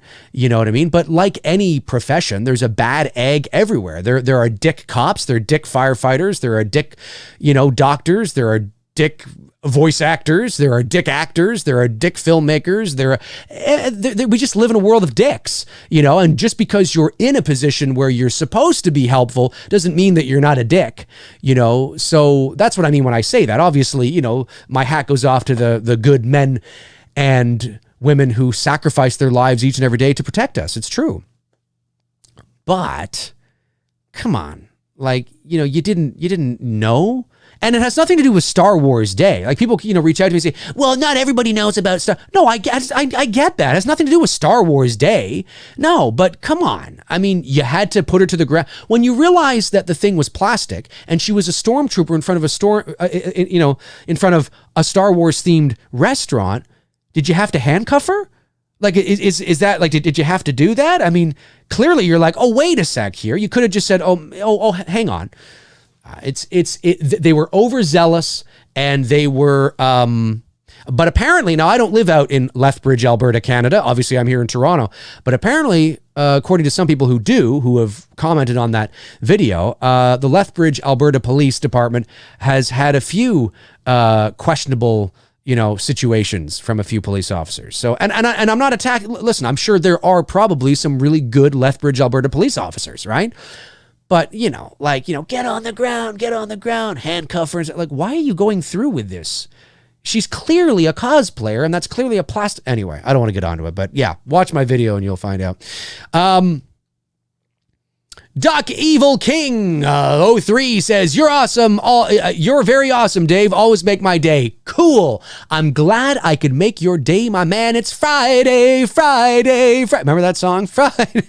Oh, that poor kid. Of course, now she's like probably 20 something. Let's see here. Super chat comes in from Billy Van. Oh, there we go, Billy. Yesterday, I went volcano climbing with Jason Blum. Fascinating. And we had a picnic on Volcano Busta Resurrection. I forgot the bacon, so I ran home. I'm keeping him up there until he realizes I'm not coming back. It's amazing. You guys are so connected. You guys are connected. It's amazing what you guys are doing. The connection you guys have with Jason Blum is outstanding. That's funny, man. That's funny. It's honor in Frank. Hopefully Frank's okay. I will reach out to Frank after the show. Or maybe not immediately after the show, because I'll probably have some lunch. But certainly this afternoon at some point, I will be doing that. Lavon Jackson says, or Lori and her original daughter coming together to fight Michael. Or you must be talking to somebody else who asked a question. Paul Swears, is that it? Swires? I still really enjoy H2O because it was the first Halloween I saw in theaters, but I much prefer H18. Hey, that is the perfect example of what I talk about all the time when it comes to Halloween H2O. Now, I am not saying that there are not people that legitimately really like Halloween H2O and what Halloween H2O has to offer in terms of a movie. I'm sure there are. But I do know that just by my observation and the things people say and the ages of these people and the things they say is that I notice that a pattern from people who say they love H2O, that there is a commonality, a general, that doesn't mean that everybody shares this, but there's a large pattern between those people, and that they all share one thing in common. And that one thing is either it was the first Halloween movie they saw in the theater, or it was the first Halloween movie they ever saw. And so there's an emotional, nostalgic connection to Halloween H2O. You know what I mean? And I get it. I totally get it. And then there are people that would say, no, I really love the movie. I think it's great. I think it's an awesome Halloween movie. That's fair too. I don't, but it's fair. Crystal Lake Counselor 1977 says, Dave, what motivated Michael to stalk Tommy at his school and then drive off? I've read commentary that he was more interested in Tommy than his victims. Well, again, there's two ways to look at this, okay? We can look at this from a speculative, actually like this universe really exists. And then you can look at it from the perspective of you're making a movie. Okay. And so what's the original intention? I think it's just to add a scene of suspense and just to have, Michael, he sees the kid, he's stalking the kid, there he is, little Richie runs into him at the end. Shout out to Mickey Yablons. If you're watching, you serve some great scotch, by the way, my man. I'm not a scotch drinker, but when I was having dinner with Mickey and his wife when I was in Los Angeles in November, he served me some scotch, and it was good. It was good. I liked it. I definitely want to have another scotch drink with you, sir. So, but I mean that's it, right? I mean it's a scene, and we have to remember too that it is not really about Michael. That scene's not really about Michael as much as it is about the bullying that Tommy is experiencing from Richie and Lonnie and the other kid's name who I forget. So that is important because that is showing you that the boogeyman is coming. The boogeyman. Don't you know what happens on Halloween? Yeah, we get candy. Fucking loser. That's basically what they're saying. Fuck. That is important because that shows that Tommy is picked on, that Tommy is vulnerable, and that nobody believes him. Nobody believes him, right? Nobody. Well, actually, excuse me. That doesn't show him that nobody. Let me back that up. That doesn't show you that nobody believes him, but it's the beginning of that eventuality when he gets to Laurie, right? These bullies are saying the boogeyman is coming, the boogeyman, the boogeyman. And then he falls and drops, and it gets inside his head, right? And then Richie runs into Michael, and Tommy walks off. So, I mean, it's sort of like, and then that end point there is having Richie. You see, the kids don't believe in the boogeyman. Let me rephrase that. I don't necessarily, the kids are not talking about Michael Myers, right? They don't know. Nobody in the town of Haddonfield knows that Michael Myers has escaped. Nobody knows this. So they're referring to maybe just Halloween. They may not even be referring to Michael Myers. Does the town know about a 6-year-old boy who killed his sister 15 years ago? Sure. Has it become an urban legend in the town? Not an urban legend, but kind of like a thing that people talk about on Halloween. Yeah, possibly. And the kids have no idea that Michael is actually there. So they're just teasing the boy. They're teasing Tommy. They're older. They're picking on him. And then when Richie runs into Michael, it's almost like, and then he looks at him and he's like, and takes off. It's that confirmation. It's that, yeah, no, there really is a boogeyman, you fucker, and he's right there. And then of course he follows Tommy across the fence, and I mean, in reality, it's a scene about suspense. It's a scene about setting up Tommy's, Tommy being bullied about the boogeyman, so that later in the movie we can have Tommy question Laurie about the boogeyman, and well, Lonnie says that. Lonnie Lamb probably won't get out of the 5th grade or 3rd grade, whatever, which she said at the beginning of the movie, right? So there's a history there that she already knows about Lonnie and the kids and the teasing and things like that. It's perpetuating that. And then the end result, because Richie runs into Michael, Tommy doesn't even know that Michael's there. So it's not really about Michael and Tommy as more so as it is about the confirmation of what the bullies are doing to Tommy. And then, of course, we see Michael following Tommy, and he doesn't know that he's there, right? And, I mean, it's, in reality, in the movie, that's what I think the scene is about. but if you want to say this if the universe really does exist, then I would say that he probably knows. He recognizes Tommy, and maybe thinks that maybe that girl that he thinks was pretty that reminds him of his sister's not too far behind is around the corner or something, or maybe Tommy will lead him to her or something. I don't know. Who knows, right? He just recognizes him, and maybe he reminds him of himself. Now, Tommy, I think, is older than 6. I think he's like 8 or 9 in the movie, but he's a blonde-haired kid that maybe reminds him of himself. And Laurie reminds him of Judith. There's some sort of weird, connection there. That's entirely possible as well. So I think it's, there's 2 ways to look at that. I don't think it's,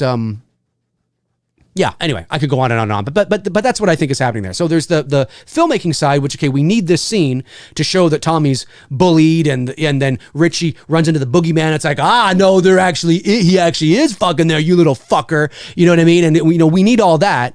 And then that's actually happening in the movie. But then, in the universe, it's probably because he's hanging out by the schoolyard, maybe looking for Tommy. I don't know. Hey, is that little boy here? Is he going to take me to Laurie so I can fucking have my way with that bitch? I don't know. Who knows, folks? Who knows? Good question, though. Good question. Let's see here. Making sure I didn't miss any super chats. I did not. Awesome stuff. It is Friday. It's hard to believe it's already May the 8th, ladies and gentlemen. May the 8th. Hard to believe it's May the 8th. Jacob Whiteley says, Tommy took the boogeyman more serious than Laurie did in the first film. Yeah, well, that's the whole point. That's Laurie's arc. That's why that is, I mean, again, I know you're sick of hearing this, but it's true. It's so important that is Laurie's arc. That is, when, again, the original film, right, was just that one-off film. And you're absolutely right. Laurie didn't believe in the boogeyman. And when she gets to the end of the movie, what does she say? It was the boogeyman. As a matter of fact, it was. So it's that confirmation. It's her arc. Basically, just take out "it was the boogeyman" and insert "holy fuck, Tommy was right." I mean, you could have that in there too, or you could have it right before she says "it was the boogeyman."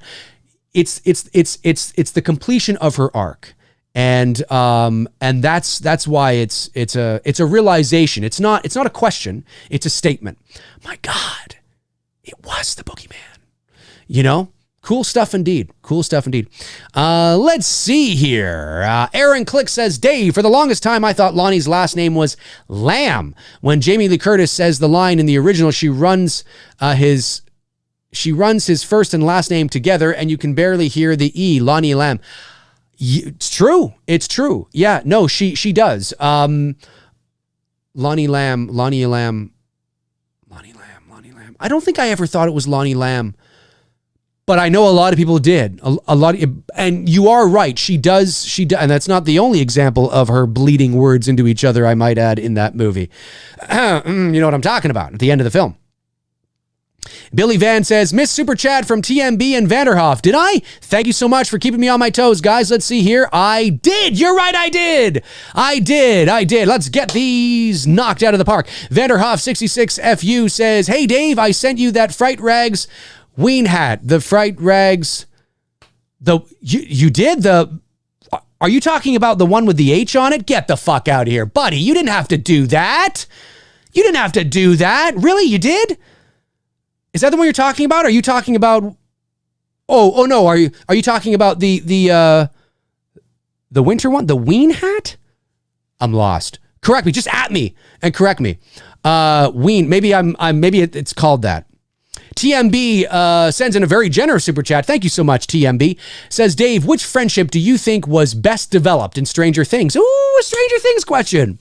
I connect to Mike and Will. Takes me back to my buddy Corey and I from middle and high school. I agree. I think that's important. I think that, I think for me, I identify. It'll be very interesting to see where they take season 4, which is supposed to be the last season, which it should be because the kids are too old. As I've said many times, and I said this like 2 years ago, Stranger Things should be a 4, maybe 5 season show. I don't think if they ever had plans to do 5 seasons, which I know they're saying that 4 is, but if they ever thought about maybe bringing them back to do a 5th season, I don't think they're going to do it now, because productions have been, I mean, you know, by the time the 4th season comes out and by the time you get into the 5th season, I mean, these kids are going to be too old. And Stranger Things was built around the innocence of childhood and imagination, right? It was built around that Spielbergian, you know, 80s childlike Goonies, you know, imagination. And when you get to, you know, 1920, you know, kids are, you know, and kids are into different things. You know, sex comes into it and relationships and drama, and it becomes more of a Beverly Hills 90210 movie then. You know, I just think that Stranger Things needs to live with the children, the innocence of childhood and imagination. And that's important. And when I say children, I don't mean you can't be like 15 or 16. Sure, like you're still kids, you know, but I don't want to see like Stranger Things season 9, you know, they're getting married. It's like, no, I don't want to see that shit, because that's not what this is about. So I think for me, it's just the camaraderie between everybody. I think, you know, if you were, and again, the characters in Stranger Things are a little bit older than I was at that same time. So like the first episode of Stranger Things, I think, happens in 84, right? And they're already like what, like 11 or something like that. And in 84, I was 5. So they're a bit older than me, but I remember the 80s fairly well because I have older siblings, you know, that were in their teens, and my sister Jill turned 20 in 1984. So I had older siblings so a lot of the pop culture-y things, and I remember very well because I was inundated with it. So I was born in 79, so I was a young boy growing up through the 80s and the early 90s, and you know, it does remind me of that time being a kid, riding I wasn't their age in 86 and 87, but I was old enough to remember that, you know, that's what you did. I mean, even when I was 7, 8 years old, we were out riding our bikes, you know, getting into all sorts of shenanigans, and you know, you had to come home when the street lights turned on, or, you know, there were no cell phones, no internet, no social media. And that's why guys my age and older, we identify with, especially the first season, so much, because it's like, oh my God, that's what we were doing. You know, whether it was 84 or 88, that's what we were doing. You know what I mean? And so it's cool. I think I identify with just the camaraderie between the kids. You know, it reminds me of hanging out with my friends. You know, not necessarily a specific friend, but just that it reminds me of that. You know what I mean? So that's what I'll say to that. But that's cool that relationship between you and between Mike and Will reminds you of you and your buddy. I think that's awesome. Man. Let me see here. Okay, scrolling down. I got those super chats. I'm just going to scroll down here and let me see if Vanderhoff says, Vanderhoff 86 says, Dave, I sent you the Fright Rags baseball cap hat 2 months ago, the one you were talking about in the catalog. Oh, right. Yes, that one. Yes, that one there. Yes. Yeah, that's what you're talking about, Dave. I thought you said you just sent me one. And I was like, dude, you didn't have to do that. I thought you meant that you would just send me. Okay. Yes, you did. And I really appreciate it, by the way. Yeah, because I think I had said I thought it was Jim Dorsey, right? Did I think I said that. No, you said you sent that. Oh wait, or are you Jim Dorsey? And do you have 2 accounts? I'm confused now because I think Jim Dorsey had 2 accounts. I'm totally confused. I'm confused. My apologies, folks. My apologies. Yes, but you did send me that, and it's awesome. I love it. Thank you so much. Let's see here. The Sting sends in a super chat and says, not sure why those Mountain Lorians freaked so bad. Oh, Mountie Lorians freaked so bad. They weren't Mounties. If she was legit Stormtrooper, can't hit shit with their blasters anyway. Scoob, that's right. Scoob next Friday on VOD 4. All the board stuck inside. Families, happy Friday. Y'all, thank you so much. The Sting for the super chat. Yeah, no, they weren't the RCMP. They were just Lethbridge police officers. Like here in Canada, we have, I find it so funny sometimes when I watch American news talking about Canada, because, you know, it's just kind of funny. You know, when I hear the Canadian police, and it's like the Canadian police, like we have one police service, you know, there isn't a the RCMP, which is the Royal Canadian Mounted Police, is like our FBI, let's say, right? For all intents and purposes. They are the federal police force, essentially, right? But we have many cities and towns and provinces across the country that have their own police forces. There's the Toronto Police, there's there's Winnipeg Police, Ottawa Police, Montreal Police, Vancouver Police, Calgary Police, Edmonton Police, London, Ontario Police. We have hundreds of police forces across the country, just like you would have. And we have, there's the OPP in Ontario, which is the Ontario Provincial Police, which would be like our state troopers, right? So Ontario, the province of Ontario, has like their own state police as well. So there isn't really a Canadian police. Although I guess if there is one, it would be the RCMP. But they were not Mounties. Which is the RCMP. They were Lethbridge, which is a town in Calgary. They were the Lethbridge Police Department. So. Yeah, but thank you so much for the super chat, man. Really appreciate the sting. The sting's going hard in the paint here, buddy. Appreciate it. Paul Swires sends in a very generous super chat. Thank you so much, Paul. Really appreciate that, man. Some money for the channel. You, Wham, and Lee have been great entertainment the last few years when trying, failing, and now succeeding in getting to the hiring process for police. Side note, I do hope you consider a radio play for The Shape. So you've just been hired as a police officer? That is amazing. Congratulations, Paul Swires. Am I saying that right?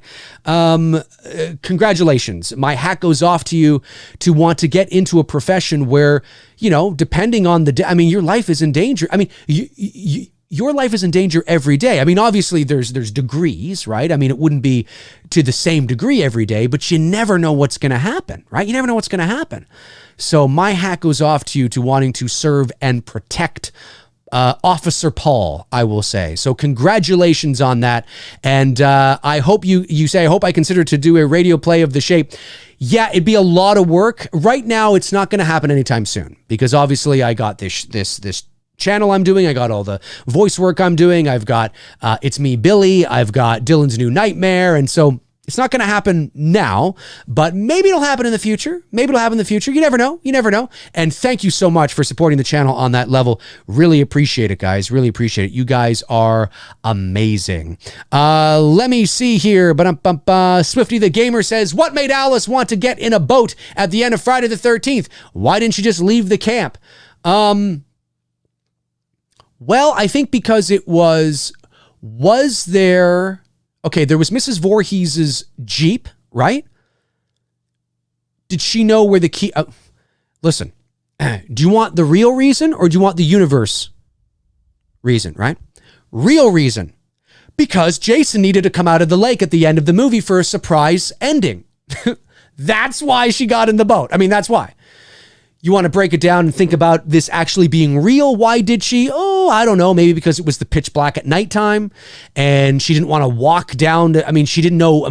She was frightened. Imagine the adrenaline that's pumping at that time. You just decapitated this woman that's been trying to kill you. All your friends are dead. You've witnessed the blood, guts, and gore all over the place. You've just survived. You're in shock. Your adrenaline is like, what the fuck just happened here? And it's pitch black. It's night. Do you want to be walking down the road trying to exit the camp in the forest? I don't know if I would be. Maybe she felt that just climbing into the canoe and going out into the middle of the lake, there's a sense of security out there because you're in the middle of the lake. So anybody that would need to get to you, she would be able to, in theory, see coming. You know what I mean? Or maybe, I don't know. You know what I mean? Did she, I guess she could have looked for Mrs. Voorhees' keys and got into the Jeep and drove away. I don't know. Maybe she could have done that. We may have, that might have been plausible. And Jason pops up in the back seat. Like, what the fuck? How you doing that? What the hell? I thought you were in the water. But really, no, that's why. Because they needed that surprise ending. And it, through exposition from Mrs. Voorhees at the end of the movie, we find out that Jason drowned in the lake. So naturally, that's where you need him to pop out of, right? So But yeah, that's the real reason. That's right. Yeah, that's right, Tom. It's like there's the movie. Well, because people ask those things. So if Lori, and I love these questions because they're fun. They're fun, and I'm not saying don't ask these types of questions, but it's just kind of funny. So if Lori was why didn't she just, and it's like, well, because they needed her to go from A to B so they could have that happen. That's why. That's the real reason why. But we can also think about this universe being real, right? And like, would a person really make that decision? Which the writers are supposed to be thinking about as well. I mean, if you're a good screenwriter, you have to implement some sort of logic, right? But there's movie logic and then there's logic, so we always have to keep those things in mind too. All right, you guys are awesome. Captain Brandon Horror Lover says Dr. Wolfula? Am I saying that right? Probably not. Dr. Wolfula? Dr. Wolfula? Wolfula, maybe it's Wolfula, is so underrated, along with my lifelong friend, hate to name drop, but I've known him since the mid-2000s, Mike Braken, also known as Comedy Central's The Horror Geek. Well, I am not familiar with Mike Braken or Comedy Central's The Horror Geek, but cool stuff, my man, cool stuff indeed. I have not seen Dr. Wolfula. Not seen it, but maybe it's pretty good. Nick Townsend says, in your top 10 Halloween moments, did you have when Tommy saw Michael bring the dead body into the house? I think I did. I'd have to, because that's awesome. That is if I didn't, that is a gigantic misstep in my top 10 Halloween moments. I love that moment. It is so eerie. Like, imagine looking out. Now, it's Halloween, so maybe if you were to look out your window and you see something like that, you think to yourself, well, it's Halloween.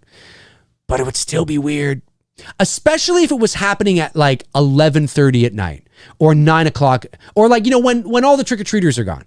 It's like, are they like having some sort of funky sexual role play going on? Or like, why are you doing this when there's nobody on the street anymore? Like, I could see you doing it when there's trick-or-treaters because you're like, you're putting on a show. Like, oh my God, that's so cool.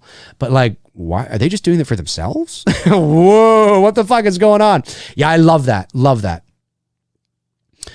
that indeed. Let's see here. Tom Ungurian?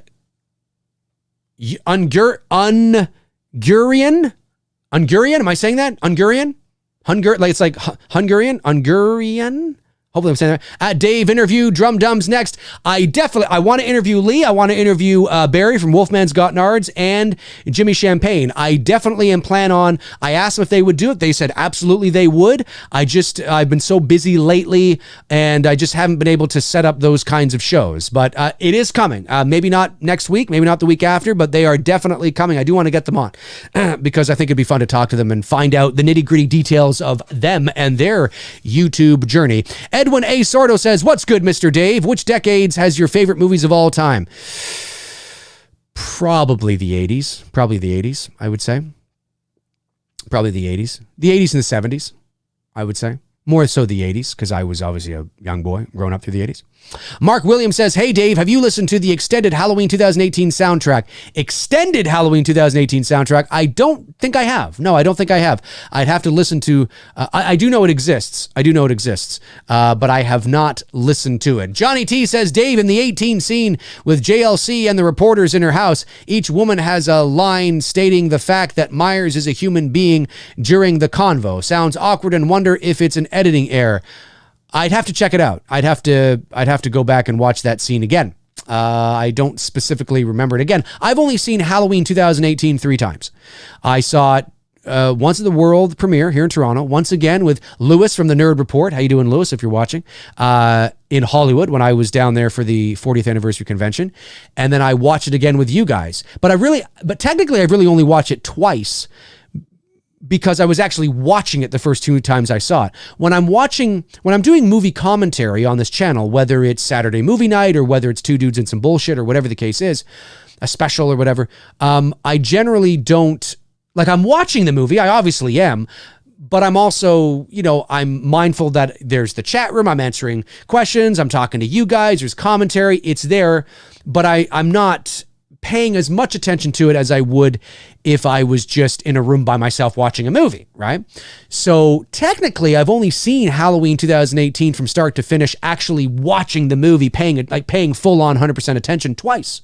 So I would have to watch that scene again. I know the scene you're talking about. It's at the beginning of the movie, but I'd have to watch that again. Gamer O Night says, Dave, have you seen the Mighty Ducks? Oh yeah, it was a classic when I was growing up as a kid. I think the first Mighty Ducks was 92, I think, Emilio Estevez. In 92, I was 13. So I think it was 92. I think that's when the first Mighty Ducks was. I have seen it. Yes, I have. I certainly have. Go back here. All right, haven't missed any super chats. Good. Let's see. Jason Nike says, 80s had great montages and films. What happened to montages? They were so great. I think they entered shtick cheesy territory. I think that's what ended up happening, Jason. Look, montages are a great way to show a passage of time. They're a great way to, get somebody who needs to go from A to J in a relatively short period of time, but make it seem like they've spent 4 months doing it. It's a great way to do it. I think, and nobody does a montage better than the Rocky movies. I mean, let's just be honest here, right? I think probably because they became almost shticky. They became almost, cheesy in their own ways. But if it's done well, I just think it's a story, it's a cinematic story technique that is just sort of, it became sort of too.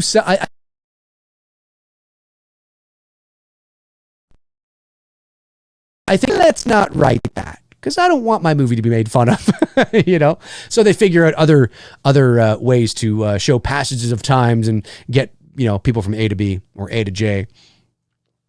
Swifty the Gamer says, there's a video on YouTube of Tommy Lee Wallace converting a Captain Kirk mask into the shape mask. It's very cool. Just found it yesterday. Yes, Sean Clark and I are Facebook friends. So if you are Facebook friends with Sean Clark or you follow him, he posted that video a few days ago. And as soon as I saw it, I was like, I got to check this out. Watch it. Pretty cool indeed.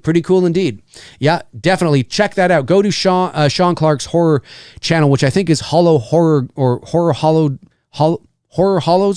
Ground or something like that. The chat room will let me know. Check it out. It's on there. Really cool stuff. Sean's got a lot of cool, interesting stuff on his channel because obviously he's very well connected to the horror community. So, Sean, if you're watching, you know what? I should probably try to get Sean Clark on the show as well, on the channel. I think that'd be great to do that. I love Sean. He's awesome. Really nice, down-to-earth guy. And definitely knows his stuff. Dia Maria says, I was so into the Canadian teen show Degrassi. Still watch them on the, oh my God, on the, is it Tubi app? Probably Tubi, I would say. Yes, Degrassi. That's right. That is a Canadian show. Now, the original Degrassi was called Degrassi Junior High, and that's from the 80s. And then they did that for a couple of seasons, and then the actors got too old to be in junior high. So I guess they thought, hey, let's make a transition from junior high into high school, kind of like what Saved by the Bell did, right? With Good Morning, Miss Bliss, I think was the original first season almost of Saved by the Bell, which is them in junior high, I think. And then they kind of go to high school. Yes, so it was Degrassi Junior High, which was the 80s Canadian TV show. Then that became Degrassi High, still 80s, still Canadian. And then at the beginning, I think it was about 2001 or 2, because I know a few people, or knew a few people, I don't really talk to them anymore, that worked on the Degrassi, the one that Drake was a part of. Drake, the rapper Drake, he got his start on Degrassi in the early 2000s, I believe. And that went on and what they did, they didn't stop after their actors became too old. They just funneled them out and brought in new actors and just kept. So I think Degrassi High, the one you might be talking about, from 2001 to, it might even still be going. Is it still going? Because there's probably been like the turnover rate of you probably, they played it almost like it was a real high school, in the sense of like, you follow these characters from like 9th grade to 12th grade. And then when they graduate, the show doesn't stop.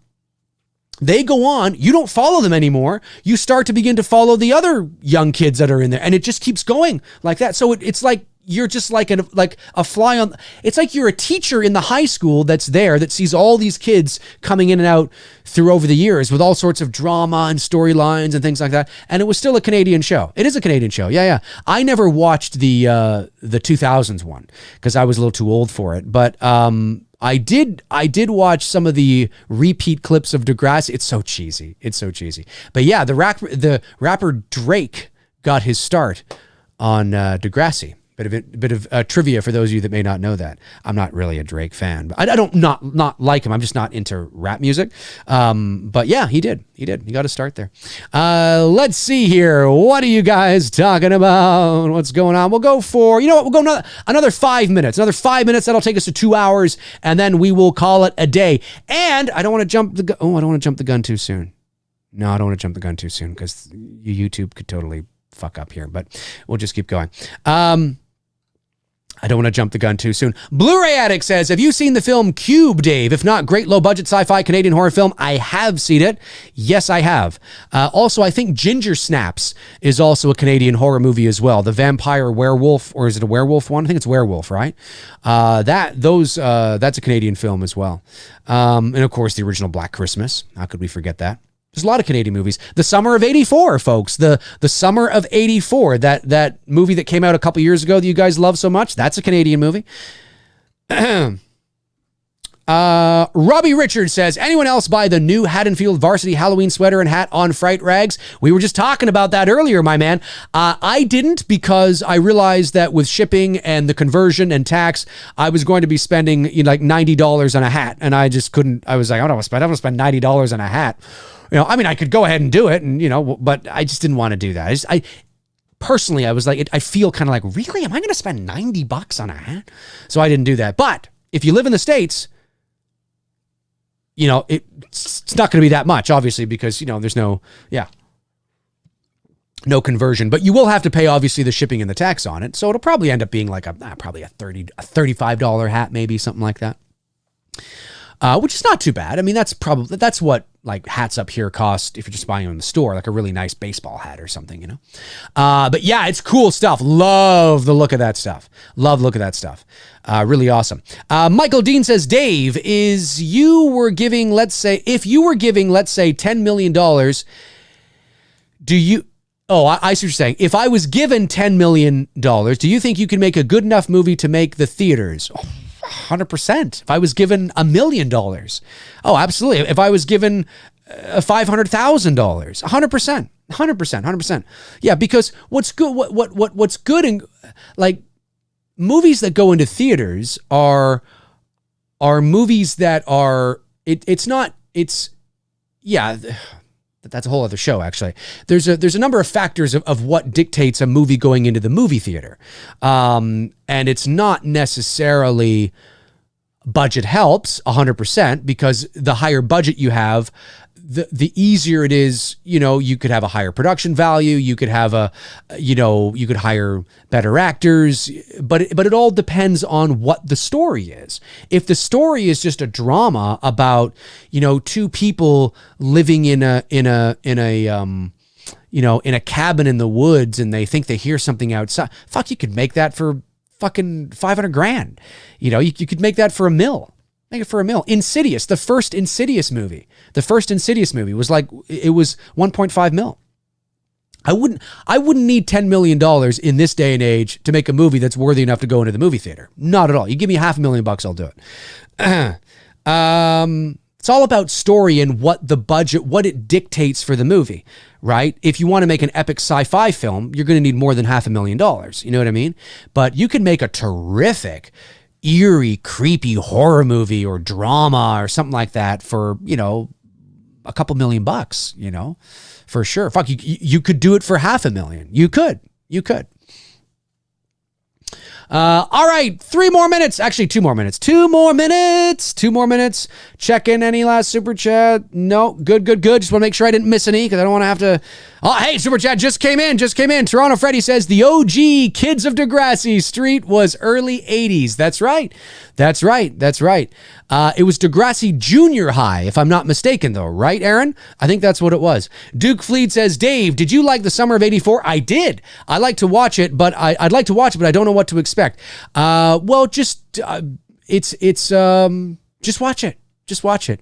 It's good. It's good. A few little twists in there. It's surprising, but it's. I think you'll like it. I don't necessarily think it's going to be one of your favorite horror movies of all time, but I think you'll like it. And I did. I thought it was good. Let me see. Amar Allergic says, Dave, have you seen the movie called Don't Hang Up? I haven't. Good movie that shows how a Scream 5 could work today with all the technology. Ooh, okay, I'll have to look it up. Don't Hang Up. I'll have to look it up. I'm going to have to look up Don't Hang Up, folks. I have not seen that. Mark Johnson says, Dave, what's your number on your beard trimmer? The number on my beard trimmer is sometimes 2, but usually 3 because I like to have more control, right? I never go 1 because if you screw up, then you're like, fuck, and I got to wait a week before something fills in. But I usually do about a number 2 or a 1 and just kind of trim it down just a bit. I'm not shaping or polishing anything, just kind of letting it just kind of look a little, a little gruff, a little manly, that's all I'm doing. Number 2, usually 3. Let me see here. Let me scroll back. What do we got? Just a couple more seconds. This will be the last one. Here we go. Captain Brandon, horror lover, says, I've also always wondered, I presume, B-roll footage and some alternate angles plus inserts. I don't fully know, though. Oh, you must be talking to somebody else. I'm not sure what you... I've always also wondered, I presume B-roll footage and some alternate angles plus inserts. I don't fully know. I'm not quite sure I understand. You're making a statement. You're not asking a question. So I'm not really sure who you're talking to there, but yeah, interesting indeed.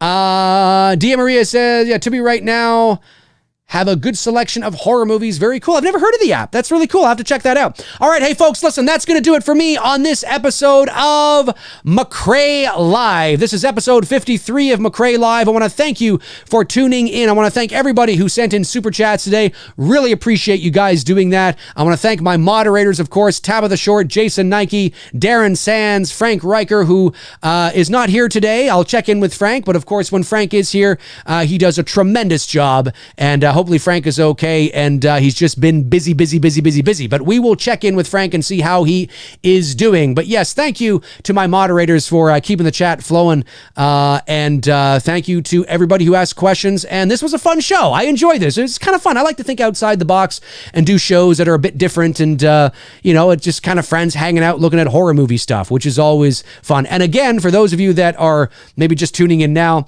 I have no affiliation with any of the companies that I was looking at today. I just thought it would be fun to check out horror merch or Halloween merch specifically together as fans. So that will do it for me. I will be back if I'm not back at some point. Reminder, level 3 patrons tomorrow, 11 o'clock a.m. Thorazine. We'll be doing Thorazine tomorrow for my level 3 patrons. Just a reminder for that. But if you don't see me between now and Monday, you never know. I might pop up with a standalone video if something grinds my gears. But I will be back Monday night, 7 o'clock p.m. Eastern Standard Time for episode, 69? 2 dudes and some bullshit now or something like that. Make sure you tune in to that, and I will make an announcement over the next day or so, maybe today even, of what that movie will be.